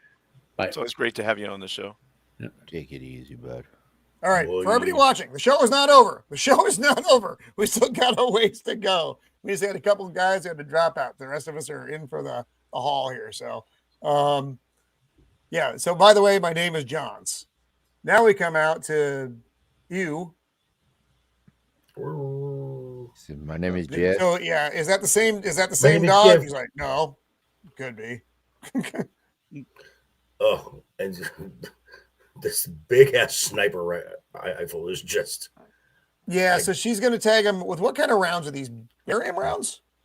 Barium. Yeah, they're barium rounds. So they're going to tag him with a radioactive Blood round. So rounds. they plan on him going back to wherever he is supposed to be. She misses on the first shot, then she tags his ass. I know it's a space gun and it's ridiculous, but there's no way that scope would hold 0 if you had to flip it out of the way every single time you reload it. And now time for the hogs. So they're like, maybe this is just some random cave, and John's like, well, if a dog is injured, if an animal's injured, it's going to go to ground somewhere it knows. Yeah, they're similar. They're similar to the what were they? The hell dogs or the hellhounds, but they're more. These I think have a more I don't know, jungle-y feel. I guess I don't know. There's no jungle though. So they're lighting up all their gear. They're in the cave. This is when they're. I mean, these are cave drawings. Riddick did not make these. These were there before. Right. So they're in the place where Riddick is. This is all his shit. And he wrote Furia. Okay, nice. Then they see this and they get freaked out because they think it's him. Of course, it's not fucking him. And that's one of the dudes from the merc team that he ran off with the night before. The dog runs out. Everybody gets freaked out. And this scene is interesting. Matt and I talked about the scene the other night because I thought the scene made Riddick seem overly creepy. I mean, this harkens back to the hair scene in Pitch Black. Well, it's not a dissimilar scene. Well, it also harkens back to in Chronicles when he says, "It's been a long time since I smelled beautiful." Right, and Matt reminded me. He's always saying creepy shit. Because he is not a good guy. He's not a bad guy necessarily, but he's not a good guy, and he is outside. Guy. He's outside of the normal stuff. He's a weird dude who lives by himself most of the time. He's a little freaky. He's a weird guy. So mean, even left to his own devices when he was like king of the the Necromongers. Yeah, he had like six sex slaves on him. Like, yeah, that's true. Yeah, he's he enjoys being by himself, but he enjoys, but kind of a perv likes as well. Ladies, but he's a perv. He's got a dark spot. It's an interesting character choice. Definitely a choice. What the fuck? Uh-oh. All right, I got to take us out for a second because for some reason, I know this is not where I stops with my screen grab. So I'm gonna have to. I need to see what is going on with my computer. Please God, this isn't the end because that would be terrible. Roman, All did right, you what's have an going okay on moment? here? Give me a second. All right. Mando, you screwed it up. I sat and I got a ton of Mando. screen grabs for this movie, so I gotta make unless something went horribly wrong. The dog stepped on a cable and I couldn't figure out which No. cable, so I just restarted. Sure. Dog No, stepped that's on not the cable end. to Okay, Roman's I don't know what other happened. half, the Okay, slides. that's good. What the fuck? Okay, there we go. Okay, things look like it's working again. Yeah, Train professionals, slides folks. stopped working. My slide. I know. Look, shit happens, guys. Shit happens. Yeah, it's Pippin the way of the Pippin world. ate Well, the I mean, slide. if we must focus on Katie Sackhoff's boobs for the rest fine of the with that. stream, So But what you're here's the saying about hand, Riddick making him look- Riddick's hand going through the window here. What you're right? saying about this making him look creepy, yes, it does, but he's here for a very specific thing. Like he's so like he goes there to get that mirror that he ends up using later. Right. Because But yeah, it does make here's him a the little bit thing. creepy. If I'm Katie Sackhoff, and I'm not because she's about my age, but I don't have boobs and I'm not a gal. You sure about would that? you be bothering with any of this shit in this particular time period? The answer to that is So let me no. hold on a second. Hygiene is important. There are things Hygiene that is important happen when you have time for hygiene. She can do hygiene on the ship after this mission is done. No, Not when she's on a there's desert two creepy planet. dudes. Two creepy dudes walking around. You don't want to be caught naked. Right. Mando's trying to be nice and say she's gonna get a yeast infection. If, Exactly. There's some sort of infection that's going to happen if she doesn't make sure she's clean. And it's Bo-Katan, and she's always prepared. So, yeah, I'm telling you straight up, in a combat situation, which is what this is, this would not be fucking happening. This is why you don't not have a chance. the women. It is a little bit weird, and I thought it was out of place. I'm trying not to be negative. That's why I'm not jumping too much. No, I thought don't like this scene for me seemed weird. Yeah, because everybody else on her team is out doing something. You'd think she'd be posted up with a weapon at the ready. Barbara, hello. watching, Yeah, not in, this the, is in this. the bathroom having a shower. I'm not saying it's not weird and she shouldn't be doing it. I'm just saying that's probably what the writers were thinking. Or they just wanted boobs. Apparently, no, I think the boob thing was probably more important to them because the scene again, while yes, everyone likes to see Katie Sackhoff's boob. Yes, I got it. But it doesn't make sense it doesn't make sense. The scene didn't make sense. This is the one scene, aside from making Riddick look even creepier, it was like, why is this happening right now? I don't get it. If they were, I guess if everybody was taking a turn going into the head and doing, all right, okay, now I'm done, now you go in. Now I'm done, you go in. I guess but I didn't get the impression of that at all. I guess it could be argued there that 3 all the guys seashells are in this out, bathroom? so she's taking advantage of the privacy. But also, she lives on a ship with a bunch of dudes, and there's no privacy in that tiny little ship. Ever. So that's just something that she just wouldn't be caring about it like all anyway. So yeah, it just feels weird. And speaking of weird. Yeah, speaking of weird, Santana shows up. Hey, baby. Well, it's not like that sink that she's washing up in isn't just in one side of a big giant open room. Right. Yeah. Anybody could have walked in. But I get it has a makeup kit that had a mirror and makeup in it because when he uses the mirror, you can see it has like foundation and other stuff. I love that he's just chilling up there. That's one. No, of he's doing the Riddick thing. This movie. I do like that they're consistent with the Riddick thing. Just sitting up on top of the ship while they're going crazy looking eating for him. pistachios. Eating pistachios, yeah. Yep. Also, don't ask using- me how I know that that's foundation. Well, I'm gonna ask now. So using the mirror was diverting from this conversation that he found that he is absconded from what's her name? Doll. And he's looking. He's like missing power cells. Okay, got it.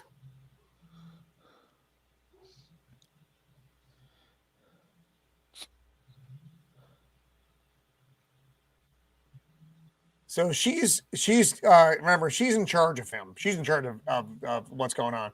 And she wants him to go out and watch, and he's being a dick. And so he throws her down, and then he does what you think Santiago is going to do. And this goes about, and Riddick's up here just kind of keeping an eye on things, though. Now, I found this interesting. I don't think he would have, though. It's not really his way. I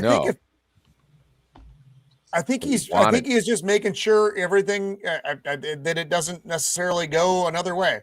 Sideways, right? But I don't know if he has that kind of. I don't know if that's the way Riddick thinks, because he's not a hero. It's a strange dynamic. I don't know. It's hard for me to even think what the fuck Riddick's thinking, because he thinks like a fucking animal.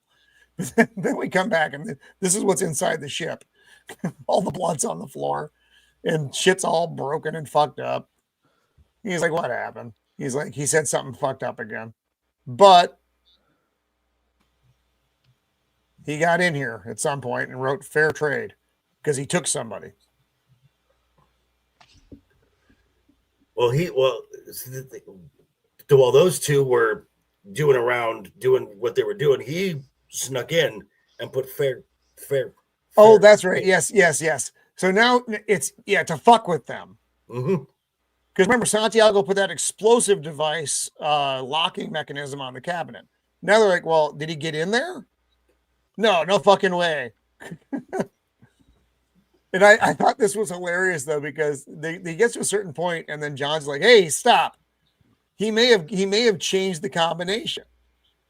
And he's like, he took this chain off my neck and changed the combination. He's like, no, I'm not saying that. And Dahl's like, oh, I think you're fine. I think you're great. Go ahead and do it. Go ahead and do it. And then he just slowly backs away.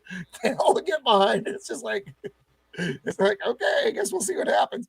This was Santiago's freaking. He's like, oh, this is stupid. This is dumb. They're like, okay, man. Like the one guy gets out, like, he gets out a camera and starts videoing it. Like, this is gonna go viral. Just watch this guy explode. And then everybody starts pulling on each other, and John's like, fucking stop. You're doing exactly what he wants you to do. We're all turning on each other now. Yes, don't do and his he job turns for it, him. click, click, click. And everything's fine. They're both in there. Boom. But it was a nice tension buildup because you actually That's didn't where know. I put my PlayStation.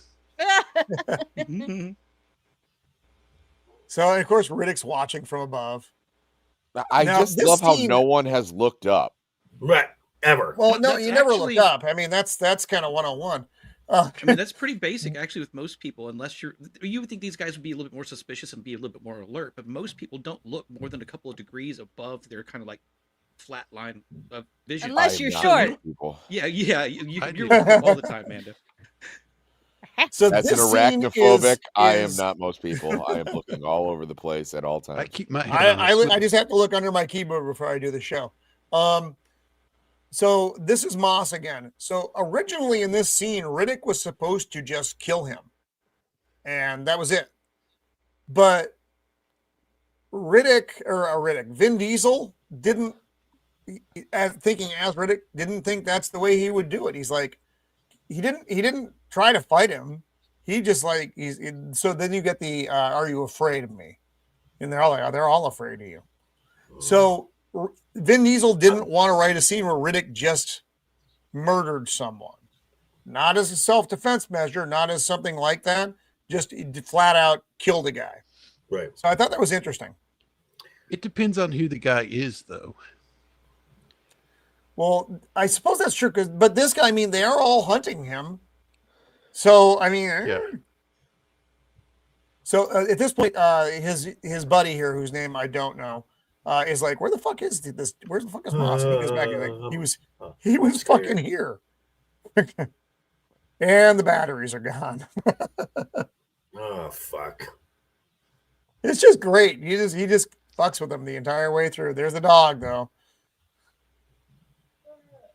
Oh, and you think the dog has a reaction here, and you think it's because they're coming after him again. Nope. But it's not. This is where we're starting to go into phase 3 of the movie. Man versus monster. The storm is coming. And Riddick goes in and gets on their comms because he stole one of the pirates' comms. And he's like, "Hey, we need to meet wherever the fuck he said." Or it said, "What does he say? Look east or something?" Look Or east. looks. I'm not what you should be afraid of. Yeah, which is a hearkening back to Pitch Black. And then he's just walking in. Gets rid of the cape, gets rid of the knives, and everybody's dropping their arms. This is kind of a, what do they call it? A parlay. Right. And he explains the situation as best he can, but he doesn't explain it, I think, enough. Riddick is not a great communicator. Well, I think he's gonna leave it intentionally vague because he knows how Santana is gonna operate. So I mean, he basically says, you've got until the rains come, and Right. then, the deal's basically off. But he never explains like what's going to happen when the rains come. No, he does not. Hey, some he big leaves it fucking vague. monsters are going to come, and we're all fucked at that point. Ideally, we would be out of here before them. And this is where he realizes who he is. He's like, John's the father. Hope you have more of a spine than your son did. And this is Dahl's fancy rifle. And Riddick, I like, he calls out Santana. He's like, "You're the one with the box." It's like, I got Box the boy. box. Everyone has a box. Hey, He's I got have a a box. boy. Look at an I have a enormous question. I have a question Box for Beard. boy. I have a question for Beard. So when you see her shoot it, right, and she has to put a new bullet in, she has to take the scope down. Have you Yeah. ever seen anything like that before? No, never. I didn't either. I was like, No. that's It kind would of it wouldn't hold zero. Yeah. It's designed like that because it's a cool scene. Right. I mean, it's a fancy space gun, but no, it is ridiculous. But everything about this universe is ridiculous. no. So I point it out, but I'm not actually criticizing that. I just wondered if that was like triggering you at all, because it triggered me. I was like, "What is this?" Oh yeah, I backed it up the I- first time she fired it. I was like, "Wait, did I just see that?" I love Yeah. sniper rifles in general, and so I'm just like, I rolled my eyes. that makes no sense. That makes no sense. It's stupid.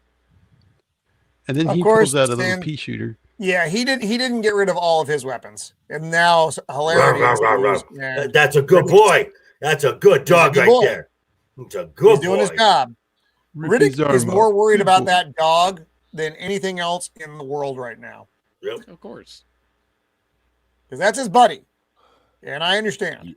that's his Wilson. But now Johns also doesn't want the other guys going after Riddick. The the Bautista character. What the Diaz. fuck's his name? Diaz. Sorry. I know. I'm only keeping track of like 6 characters. I only know a couple of their names because for the effects of the movie, it doesn't even matter that much. They're technically red shirts, so Right. They're red shirts. Most of them are red shirts. And now, So okay. she's and now- shooting trank rounds though. Yeah, trank rounds. And at first he takes one right in the upper arm, and then he takes like 3 in the chest. And Oh, I Santana thought that he kills was so the dog. resistant to those trank rounds because he had made himself resistant to that yes, poison, yes. and somehow it gave him more resistance. So here's Now his just- friend is dead though. There's some main things you just never want to do, and that you don't fuck with America's boats, and you don't fuck with the hero's dog in a movie. Don't touch Yes. my boats. No. And you don't tug on Superman's cape. Well, that can be fun every now and then. And Riddick gets the butt of the gun. Now we're hearkening back again to Pitch Black. Very similar chaining Riddick. sequence, which was again inspired And Riddick. to And Riddick as well. by A Man Called Horse, if you remember our first conversation about Correct. this series of films. So Johns just wants to talk to him. He wants to know how his son died.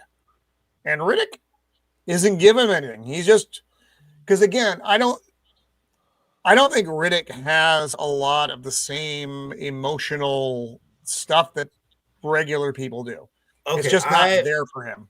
I took this a little differently because I think Riddick knows what Johns wants.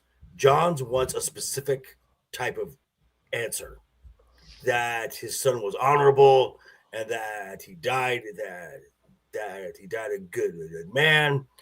And Riddick is like, okay, I think Riddick is like, you obviously have this image of your son. I'm not going to destroy that for you because your son's a piece of shit. And that Mm-hmm. and it only comes after he presses and that Right. Riddick's like, dude, your son was a dick. Yeah, because he doesn't You give need to him kill a anything child. here. No. And I mean, to the point where Johns is basically screaming at him. You know, in your last minutes, you will not show any humanity, in a very desperate, way. And so, like, Box, all right, he's talking to Box Boy. The chains come off. I'm killing you in the first 5 seconds well, how are you going to do that with that with that sword? knife you got there. And I'm going to put your head in the box. Every time It they is- called it a sword, I was expecting him to be like, "It's a machete." Machete. And It's and after that, I'm going balls deep into doll there. After she asked me sweetly or something like that, Sweet-like. to do it. Yeah, sweet like to do it. Which again, creepy Riddick. And then And this is where Johns kind of loses his shit. Because quite honestly, he's been very stolid through most of it. The director hired him because he liked his Steve McQueen-like quality of just Staunch, kind of yes. playing it. And he loses it right there. He goes, he's a desperate guy who wants information about how his son died. Then the rain starts. And everything comes apart right here. Time's up. Yeah, and they're all like, that what? was a great line right there. It's like, time's up. Yeah. Have you ever? Oh, the machine starts seen going the crazy rain? again. Really good at that. Thank you. Like, what the fuck is that? He's like, I told you it wasn't me. You had to You worry need to about. worry about. So Then obviously these creatures, because of they cannot live in a dry, when the climate is dry, they like hibernate underneath the ground. Once the rain comes, It's and like those. the moisture kicks in, so they're They're like those mud.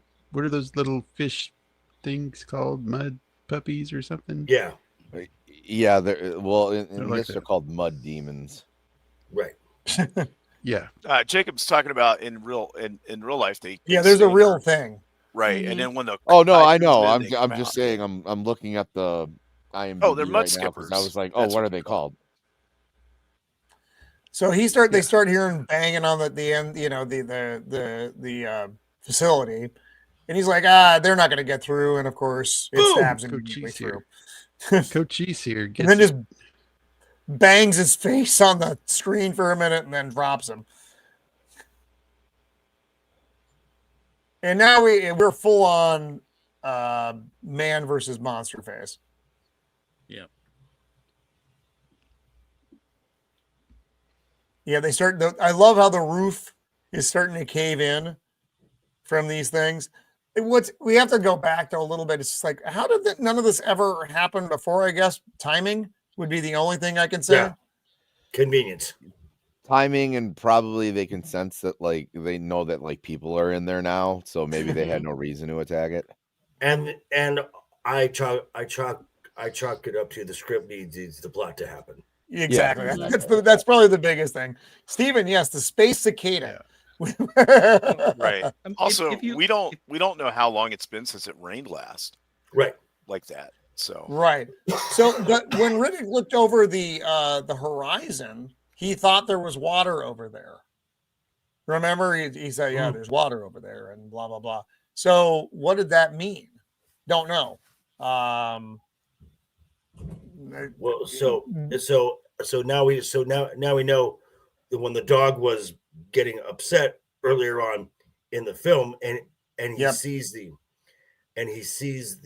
rain cloud, he's seeing that these things are waking up. And he's like, okay, right, he knows to get out of here. Or it's and I mean, and that dog probably had never seen them before, obviously, because it was just a puppy.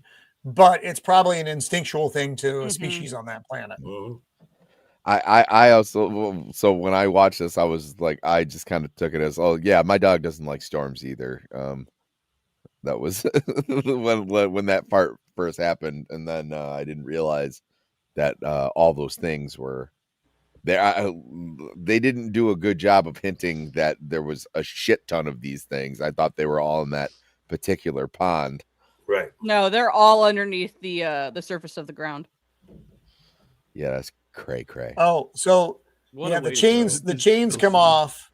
Well, we have to go through the sequence pretty quick. The chains come off. One or chain mostly comes off. off. One chain comes off. Yeah, which gets broken, and that's why this happens. And then he kicks Santana. It's my favorite part of His the movie. sword comes out of his hand. It lands on Riddick's foot, which is, just balance.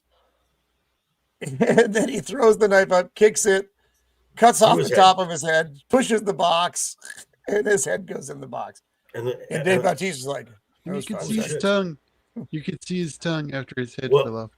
Yeah. Right, and okay, so Dave said, "Holy shit!" And Dahl is like, within 5 seconds, I'm a man of my word. So now they need to get off this fucking planet, which means they need to get the batteries. Well, that's funny because he buried them in the desert, not terribly far away, but far enough away. I love Riddick's line when John's asked him, "You know how to ride that? I'll ride it like I stole it." Which is a throwback to the Fast and Furious franchise. Oh yeah, he gets bit by one of the little guys. Yeah, that's right, and that's he doesn't. And he's just like doesn't really, but he's down in like a minute. Yeah, little ones are the worst. The venom's more concentrated. So this is for me. This was kind of the weak part of the movie was the ride through the business, and everything quite honestly after this point goes really quick. They're going out to get the batteries. Johns and Diaz are escorting him. Riddick doesn't have a weapon. And Diaz is a dick and knocks Johns out of the mix. He rams him intentionally to throw him off. I don't know how Johns doesn't respond to this, but okay, whatever. So he's by himself, and he's terrified something's coming up, and Riddick's just sitting there watching. He's like, you're just sitting there. He's like, you didn't give me a weapon. I'd have covered you, but I can't have a weapon.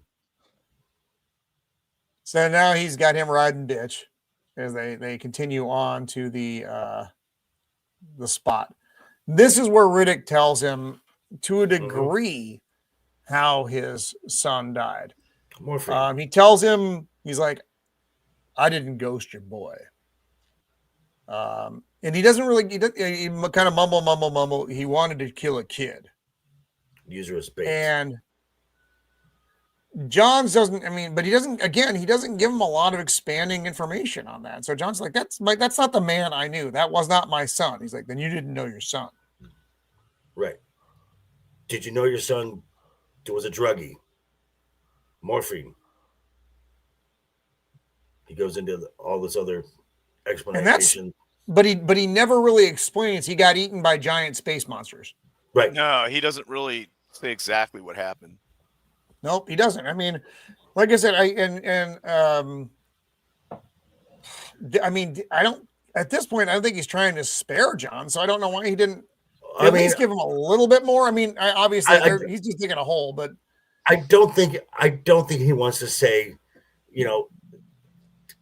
okay, your son was a piece of shit, and he got what he deserved. Yeah. Might be a little harsh. Might be. Cinematography, like, yeah, accepted. And this is where, so he's got a battery now, and this is where Diaz turns on Johns. And Riddick had that big fucking bone knife buried in the hole with the batteries, because he's not a fucking idiot. This was a little wonky. He's lifting up by his arms, and then Riddick forces his way back down. Okay, that's fine. They fight, and off goes most of Diaz. Choppy, choppy. So he's like, "What are we gonna do now? We got one bike." He's like, "Are you sure we got one bike?" Because he sabotaged that other thing. But here's the thing: that fan blade in the front, that would have picked up so much crap off the ground, it would have been corn cobbed already. Oh, I know, my God! By the time they even drove there, all the blades would have been gone. Yeah, that's what we call fodding an engine. Yeah, when an engine really fails, what it'll do is it has multiple stages of blades. When you corn cob an engine, it means all of the blades all the way back are taken out, not just some, but all of them. And so it looks like somebody ate all the blades off with their, like a corn on the cob, or like a cob. Corn. Yeah, corn on the cob that somebody has already eaten all the kernels off of. So Johns and Riddick are trying to make their way back to the ships. Each of them has a battery, but they get into a kerfuffle here, and it's a good fight scene. And Riddick ends up saving Johns, but he takes quite a beating. Takes a shot. Oh, he's got a big bone stuck in him. Takes it out and then puts it back in. Puts it back in, yep, because he's going to bleed to death otherwise. Yep. And Johns comes over to him, and this is interesting. He rolls him over, and you think he's going to try to help him here, but he rolls him over and takes the battery pack off. Yep. And leaves. And you're like, wow. Dick. Kind of a dick move, but, yeah. So like father, like son. Yep. And this I did think was kind of neat. So Riddick's just trying to get the hell out of there, and it's hailing these giant phosphorus something. Yeah, some kind of hot hail, or it's shooting up out of something, but it's fucking hot. So Riddick grabs one of these giant burning balls. Falling plot contrivance. It's yes. So what can we do to convenience? What I like about this is that he puts dirt on his hand first to kind of shield his hand from the hot coal. And then he pulls the bone out and he cauterizes the wound. Plot armor. So he fills the plot armor, or fills the plot hole, I should say. So now he's just trying to make his way up this mountain. This scene is cheese. This is the most like. Yeah, I agree. It is just like this is the poster moment. This is like the superhero moment. It's just no.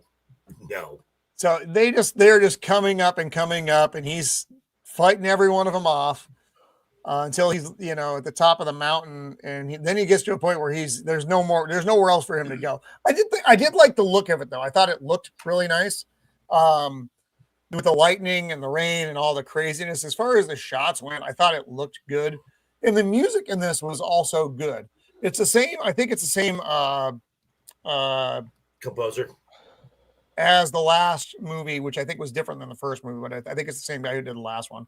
I'd have to look it up. The music was by Graham Revell, which is that's the same dude who did the last one.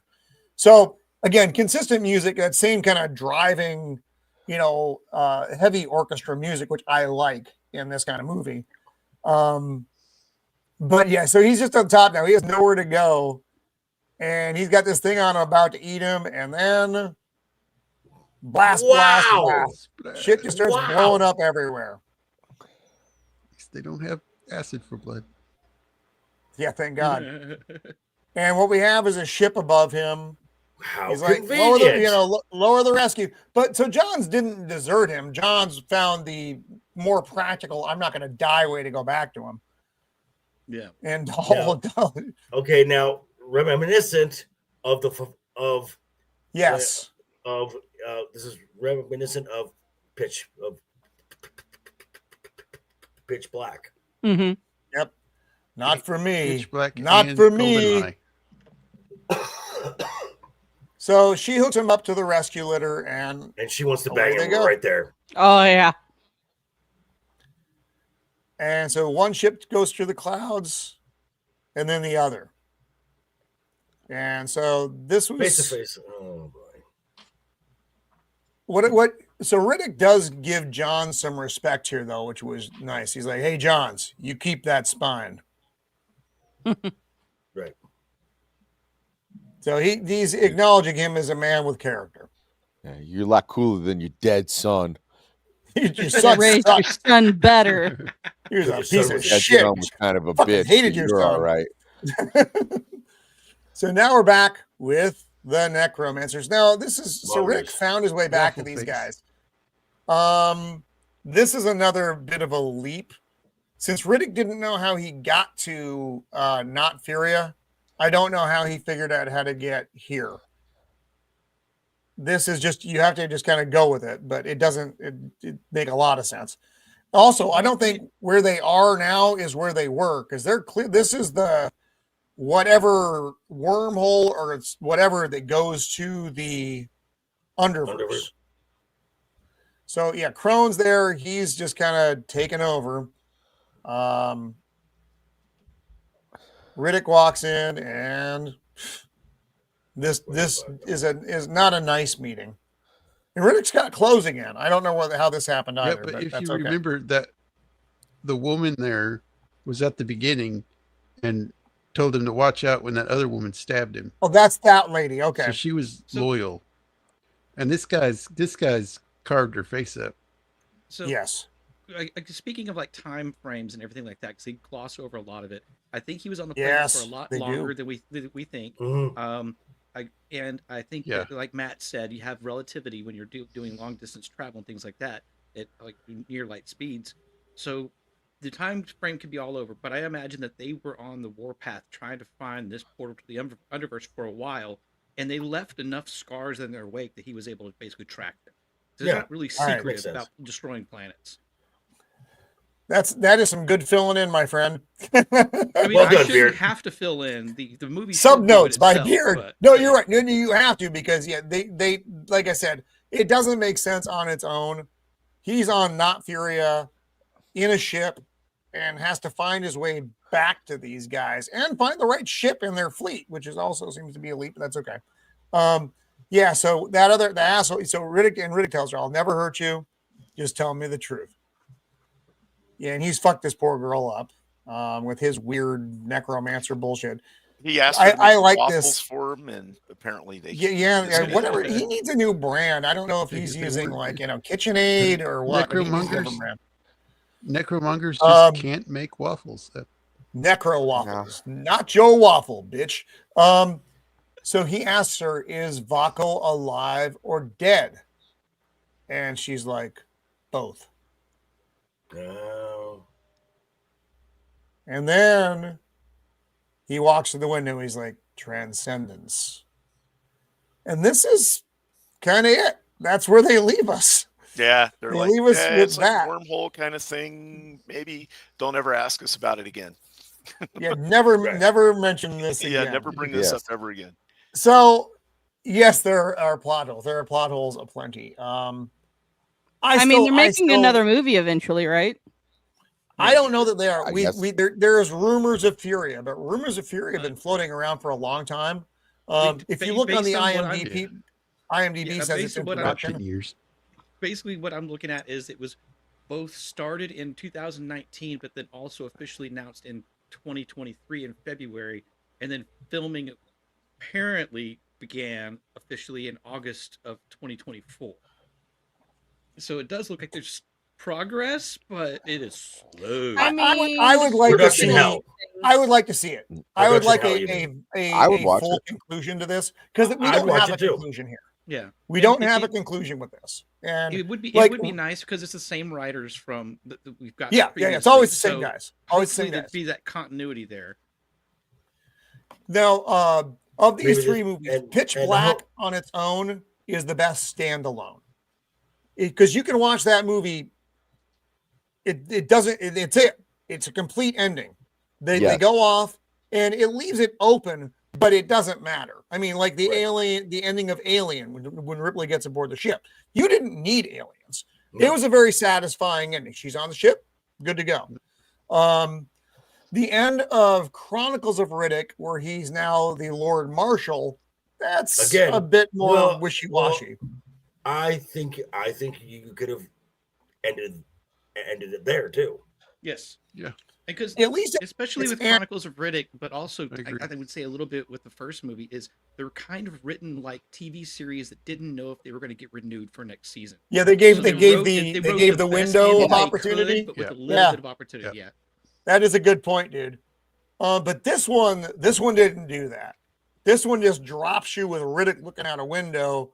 This wasn't an ending. I get. It's as much an ending as Chronicles of Riddick, in my opinion. Oh, I Season I don't 3. think it is. I don't think it is. Season 3. Because Alley. this isn't just the window. This is a we don't know. This is a ambiguous ending. Whereas the other ones had, like I said, Pitch Black, very clear. The other one, he's sitting on the throne now. He's Lord of the Necromongers. Okay, you can go out like that. It's kind of like the end of Conan a little bit, where you wish you had more, but you can be okay with this. This one isn't that. This one is he going to go after Vaco? Is he trying to find Furia? We don't know what he's doing. He's just looking out a window.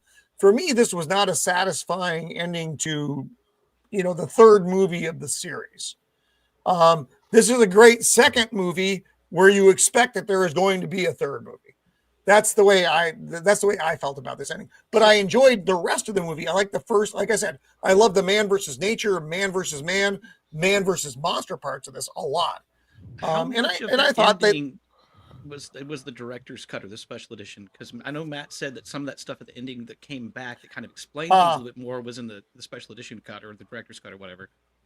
So without that, then yes, that it would absolutely have been a just drop the end of the story. You don't get any kind of satisfying conclusion whatsoever. I think with adding that on there, it still kind of feels like it's wrapping up just enough to be, we have to stop. I didn't get that. Here. I didn't get that. I mean, everybody, like I said, this is definitely a subjective thing. This is not an objective one where we can go, plant that flag and go, this is it. This is a subjective ending. I think justice for Carl. I think Sammy, Jacob, and Beard would probably agree with me, as we all think that this is the weakest of the three films. Of the three films, this is probably the laziest of the three films as far as the writing, the constructing of the script. I think they wanted to get to a fourth film, but they needed this bridge, so there's like, okay, we have to do something. Let's just build this bridge, and it was kind of sloppily done. I liked it. I know, like I said, I may be the odd man out, and I'm okay with that. I like Pitch Black an awful lot. That's easily my favorite of the three movies, because Pitch Black was so unexpected. Chronicles of Riddick, again, I think is a great movie, and I'm not taking away from that, because I don't want to say that I am. I like this movie more because I enjoyed the survival aspects of it. I just like that stuff. But I didn't like the ending of this movie as well as the ending of Chronicles of Riddick. So, I mean, as a series of films, they are just an awful lot of fun to watch. None of these are, they're not masterpieces, but they are fun fucking movies, which is that's what we want out of a movie. I don't need a masterpiece. I want something that's fun to watch. I think a lot of the stuff I do like that they didn't give him a story arc. What I don't like is that the story arc is inconsistent, and that's unfortunate, but that's where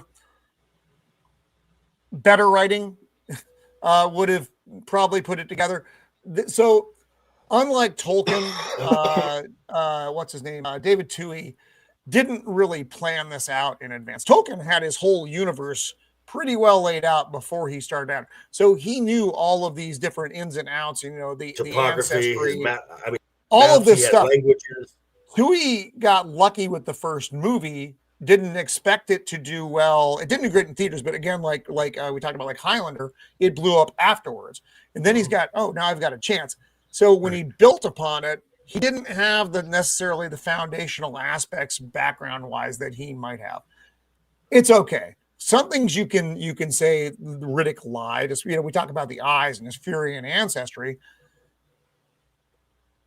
The video games, this is a me thing, and I don't like video games being a bridge for movies. No, movies should stand on their own without having to not everybody plays the games. Right. I don't like it, I don't like it when it's comic books. I don't like it when it's cartoons being the bridge. The movies need to go from movie to movie and make sense without that fill-in everything archival stuff. Or a bunch of I don't Disney even Plus think shows you have to watch. My man. I don't even think series. I don't even think a series should bridge the gap with movies either. I 100% agree. Everything else should be a supplement, not the movie. Yeah, exactly. It's an add-on. Right. It's fun but not necessary. Correct.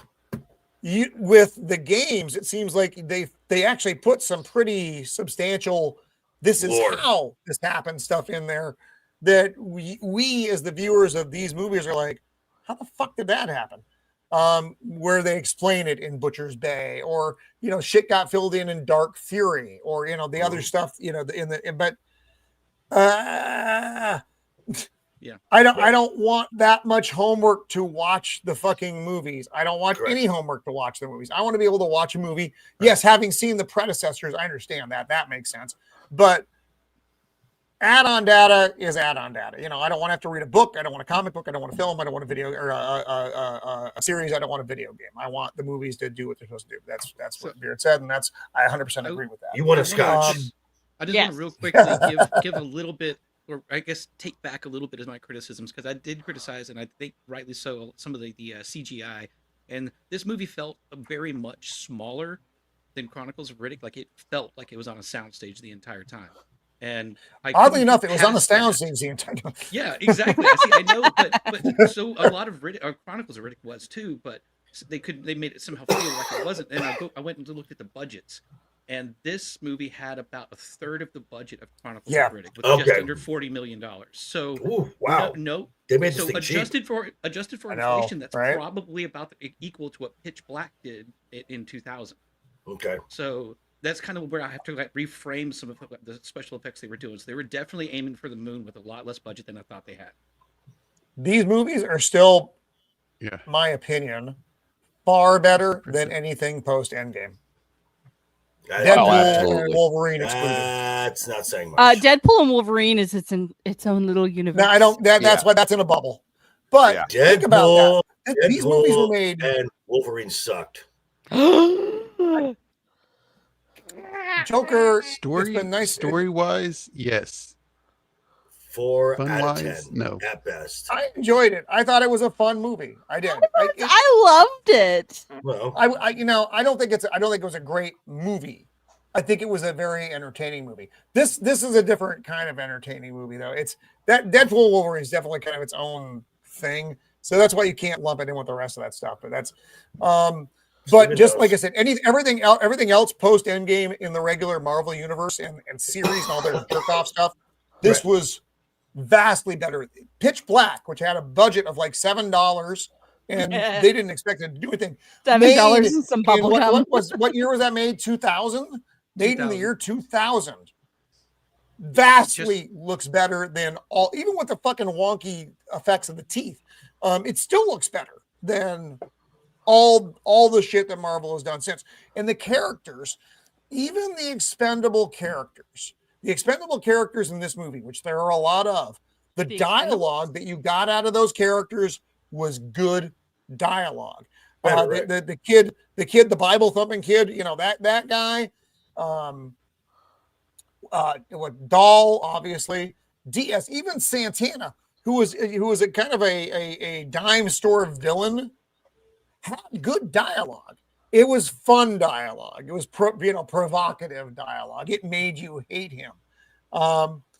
So they did a lot more with a lot less than modern cinema does with Yes. a $300,000 budget and superstars and everything they could ever want. So modern cinema, fuck off. This series of movies is better than anything you've done in a long time. Well, and okay, so I also think this is also because this is an original idea. Mhm. Yep, I agree. But you harken back. I mean, we talked about that in Pitch Black. It's got certain vibes. Elements, yeah. It's got the alien vibe, the thing vibe with some of the claustrophobic stuff in a small crew, that kind of shit. But it's harkening back is not a complete ripoff of. I'm doing this and putting it here instead, or I'm not just continually dragging out a sad, lame ass storyline with bringing in characters who nobody knows or gives a fucking about, throwing a mild character. Admiral Teague, hello, sir, my good friend. Like I said, I want the fourth movie because I do want Riddick to get an end story where we can kind of wrap it up in a for me a more satisfying way than this movie ended. It is what it is, but we're also talking. This was 2013. We're now 12 years out of that box. That's a long fucking time. Vin Diesel doesn't look like he did that long ago. None of us do. No. Maybe Joker. He's an ageless man. But it's if they do it, those words made sense together. They need to have that passage of time. Right. They have to. If you can't just throw it in there and pretend it's 5 years later again. That's not going to work. And that is the beauty of that last scene. It's a wormhole. Basically, you come out on the other side of that. It could be a second for us, but it could be decades. Oh, interesting. Kind of mild. One of the notes here. One of the original ideas of this movie, which they obviously didn't happen because it was nothing like that, was to have Riddick go into the wormhole, into the underverse to look for Kira. I'm glad they didn't do that. I think that would have had to have been super weird, and that would have probably required more budget than they had. Maybe that's why they even didn't do it, because they didn't have the budget. Like I said, Vin Diesel put up his own money to get this thing going because they ran out of money until it got financed again. But anyway, we cut it. This was still an entertaining trio of films. Yeah. It was a good time. I enjoyed watching them. Joker, thank you for recommending it, and I enjoyed doing it back to back to back. That was the way to do this. Because that way we didn't get totally off track. Is my old. I don't like to brag. I mean, I don't like to brag, but I'm just saying. You did. You did a good job. Again. Some of our best ideas lately have been from Joker. The worst ideas are usually from me while I have been drinking a lot. So on that note, we're going to close up here. And I want to say thank you so much to this panel, and thank you to our chat. Again, good chat tonight. All of you guys hanging in there. Always good input from you guys, and we always love getting that from the wildly informative stuff to the wildly inappropriate. Both are welcome and encouraged. So we're going to go around the horn real fast, and at the end of this, we'll talk about next week and beyond. So Shieldwall, sir, what do you have coming up, buddy? So thanks for having me on. Great talking about this movie. It is a good movie, although it's my least favorite out of the three. I like the first one. They just basically go in order for me. I mean, it did have its pluses, but anyway, coming up for me is on Tuesday of next week. I will be on Jacob Ironside's channel, and we will be going over the movie Hacksaw Ridge, the 2016 movie That's a Hacksaw Ridge. great movie. And then next week on Thursday, I'll be on this show. We'll be doing a free range, and so we'll have whatever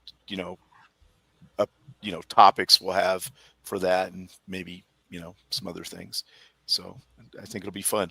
But yeah, thanks for having me on. We had a good panel tonight. Lots of fun. Right on. Yeah, this was good. Like I said, I enjoyed this this trio. This was solid.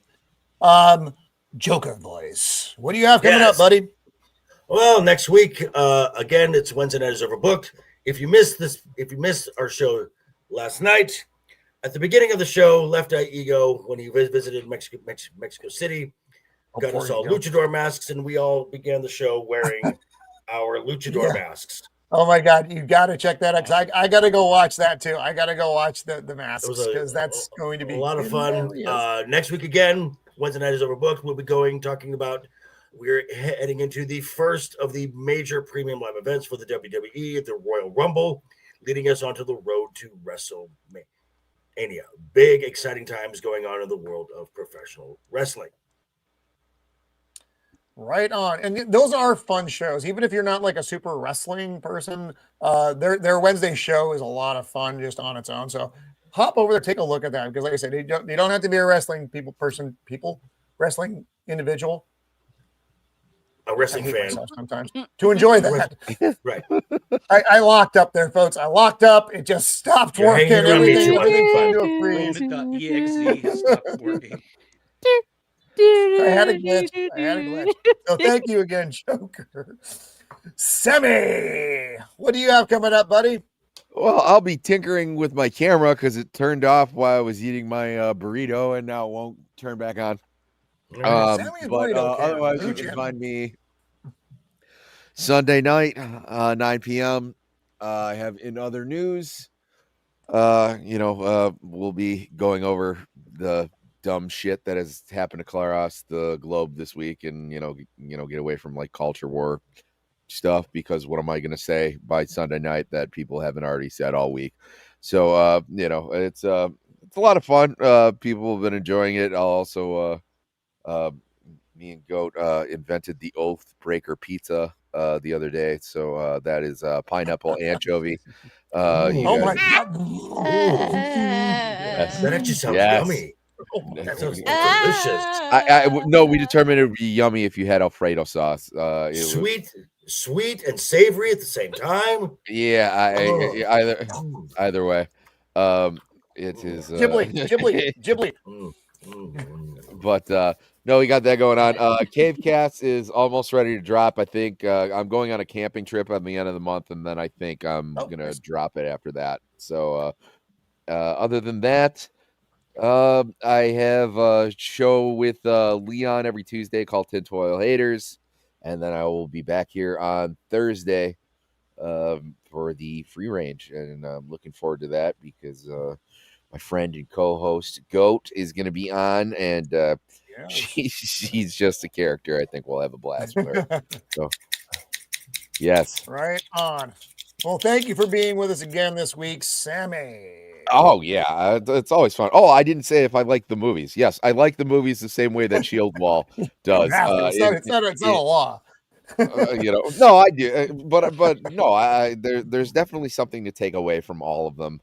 I really do hope that they make the fourth one. But if not, Promises of Furia sounds like a kick-ass album title. So I might steal that concept album. Oh. Band of Liberty when not allegedly hunting persons on your property. What do you have coming up next week, sir? Squeako. So there's been a couple of shows this week that I missed. I had some long days, rough days, and some sleepless nights staying up trying to make sure pipes don't freeze. So no, that'd have been a lot more fun than what I was doing. But I'm trying to get back to playing caves on my channel.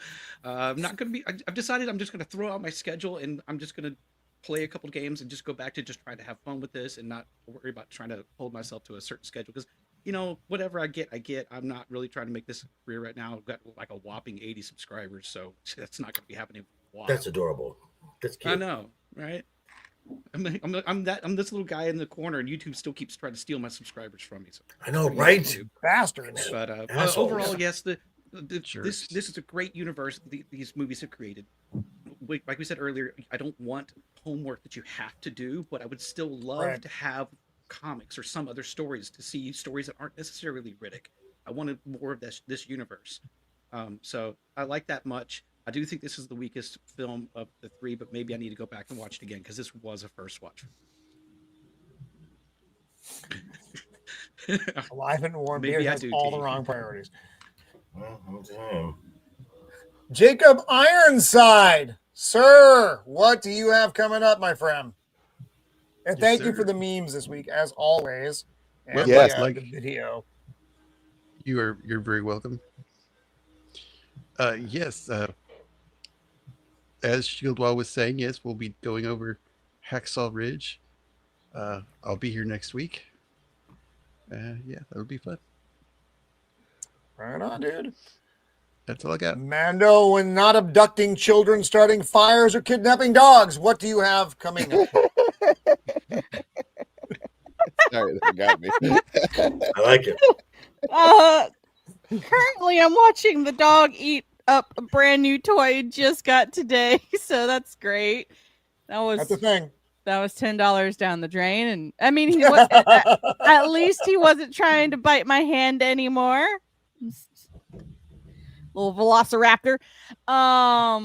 I'll be on Jacob's channel and then here again, and then I'll probably sprinkle in some streams throughout the week and all of that good stuff. I thought I was going to stream Saturday, but I remembered I had a friend's birthday party, and I'm like, never mind.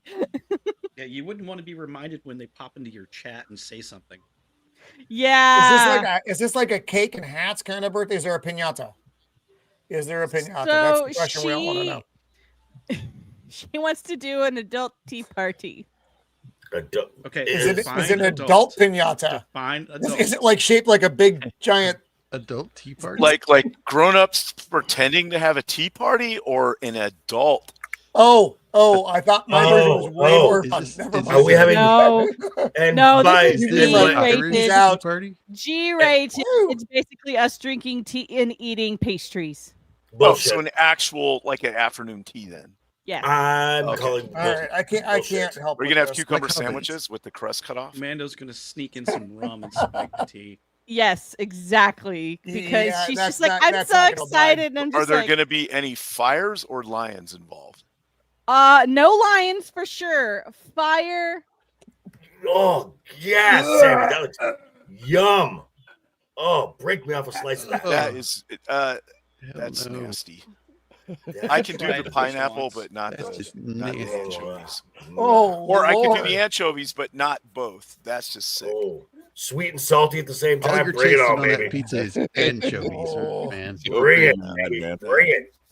My It needs- intestines are fighting to get out right now. Just looking. The at pineapple's that thing. fine. You put some actual like ham or bacon on there, then it's good. Yeah, no, acceptable. Yeah, More any meat is kind of- fine. The more, the better. It's all Nothing from the sea shall be with thee. I can do crab meat on a. Ooh. With the pineapple? Oh, Nah, You mean like actual crab? Yeah, it's making me crab. queasy just looking at it. Yeah, I Well, don't feel well, good. I don't feel Here, good. we'll just go So to on short that run. street, Yeah. Go back to the pizza. that Oh, got that's so worse. weird Oh. so fast. All right, folks. So again, thank you to everybody being here tonight and wrapping up this trilogy. Next week, we are going to be doing a free range show. And remember, we are on every Thursday at 5 Pacific Standard. So our free range show next week, we talk about news and pop culture stuff of the day. A lot of fun. It's just it's going to happen. I find the stuff and we talk about the stuff. Definitely Then tune sometimes we in for find other those stuff. because those can get a little wild. They can. They Yeah. can get a lot messy. of- They can get Because messy. we I- are Yeah, they can. what's Professional. we don't have adult supervision. There's no Uncultured? adult supervision. uncultured. Uncultured. Yes, yeah, we're all uncouth. uncultured. There's That's a lot of the uns. Yeah. There's a lot of uns. The following week, we are going to be Yeah, doing the and this space stuff might vampire happen. movie, Life Force. It's a Oh, God hell damn yeah. it. It is a weird ass film from 1985. Speaking of a weird ass, damn it, Jacob. Jacob, stop it. So we're gonna be on a movie train after the free range. We're gonna do 3 movies. It'll be Life Force, and then Minority Report, and then The Last Starfighter to wrap up that little block of movies. So that's gonna be a lot of fun. If you haven't seen those movies, they're really good. And also next week on the free range stream, we have Eclectic Goat is going to be out with us for the first time. And we have the Best Mouse, Squeak a Mouse, is going to be back with us as well. So it is going to be a full house for our free range stream next week. And I promise I will not have more than a fifth of whiskey for that show. Tonight I feel pretty good. I only did half a bottle of champagne with Mrs. of the Empire because she wanted mimosas, and I'm like, all right, and only a couple beers, so I'm doing pretty good. So next week, join us for that free range show. Jacob Ironside, stop it. And, again, thank you all for being with us. This was a lot of fun. So until next week, be kind.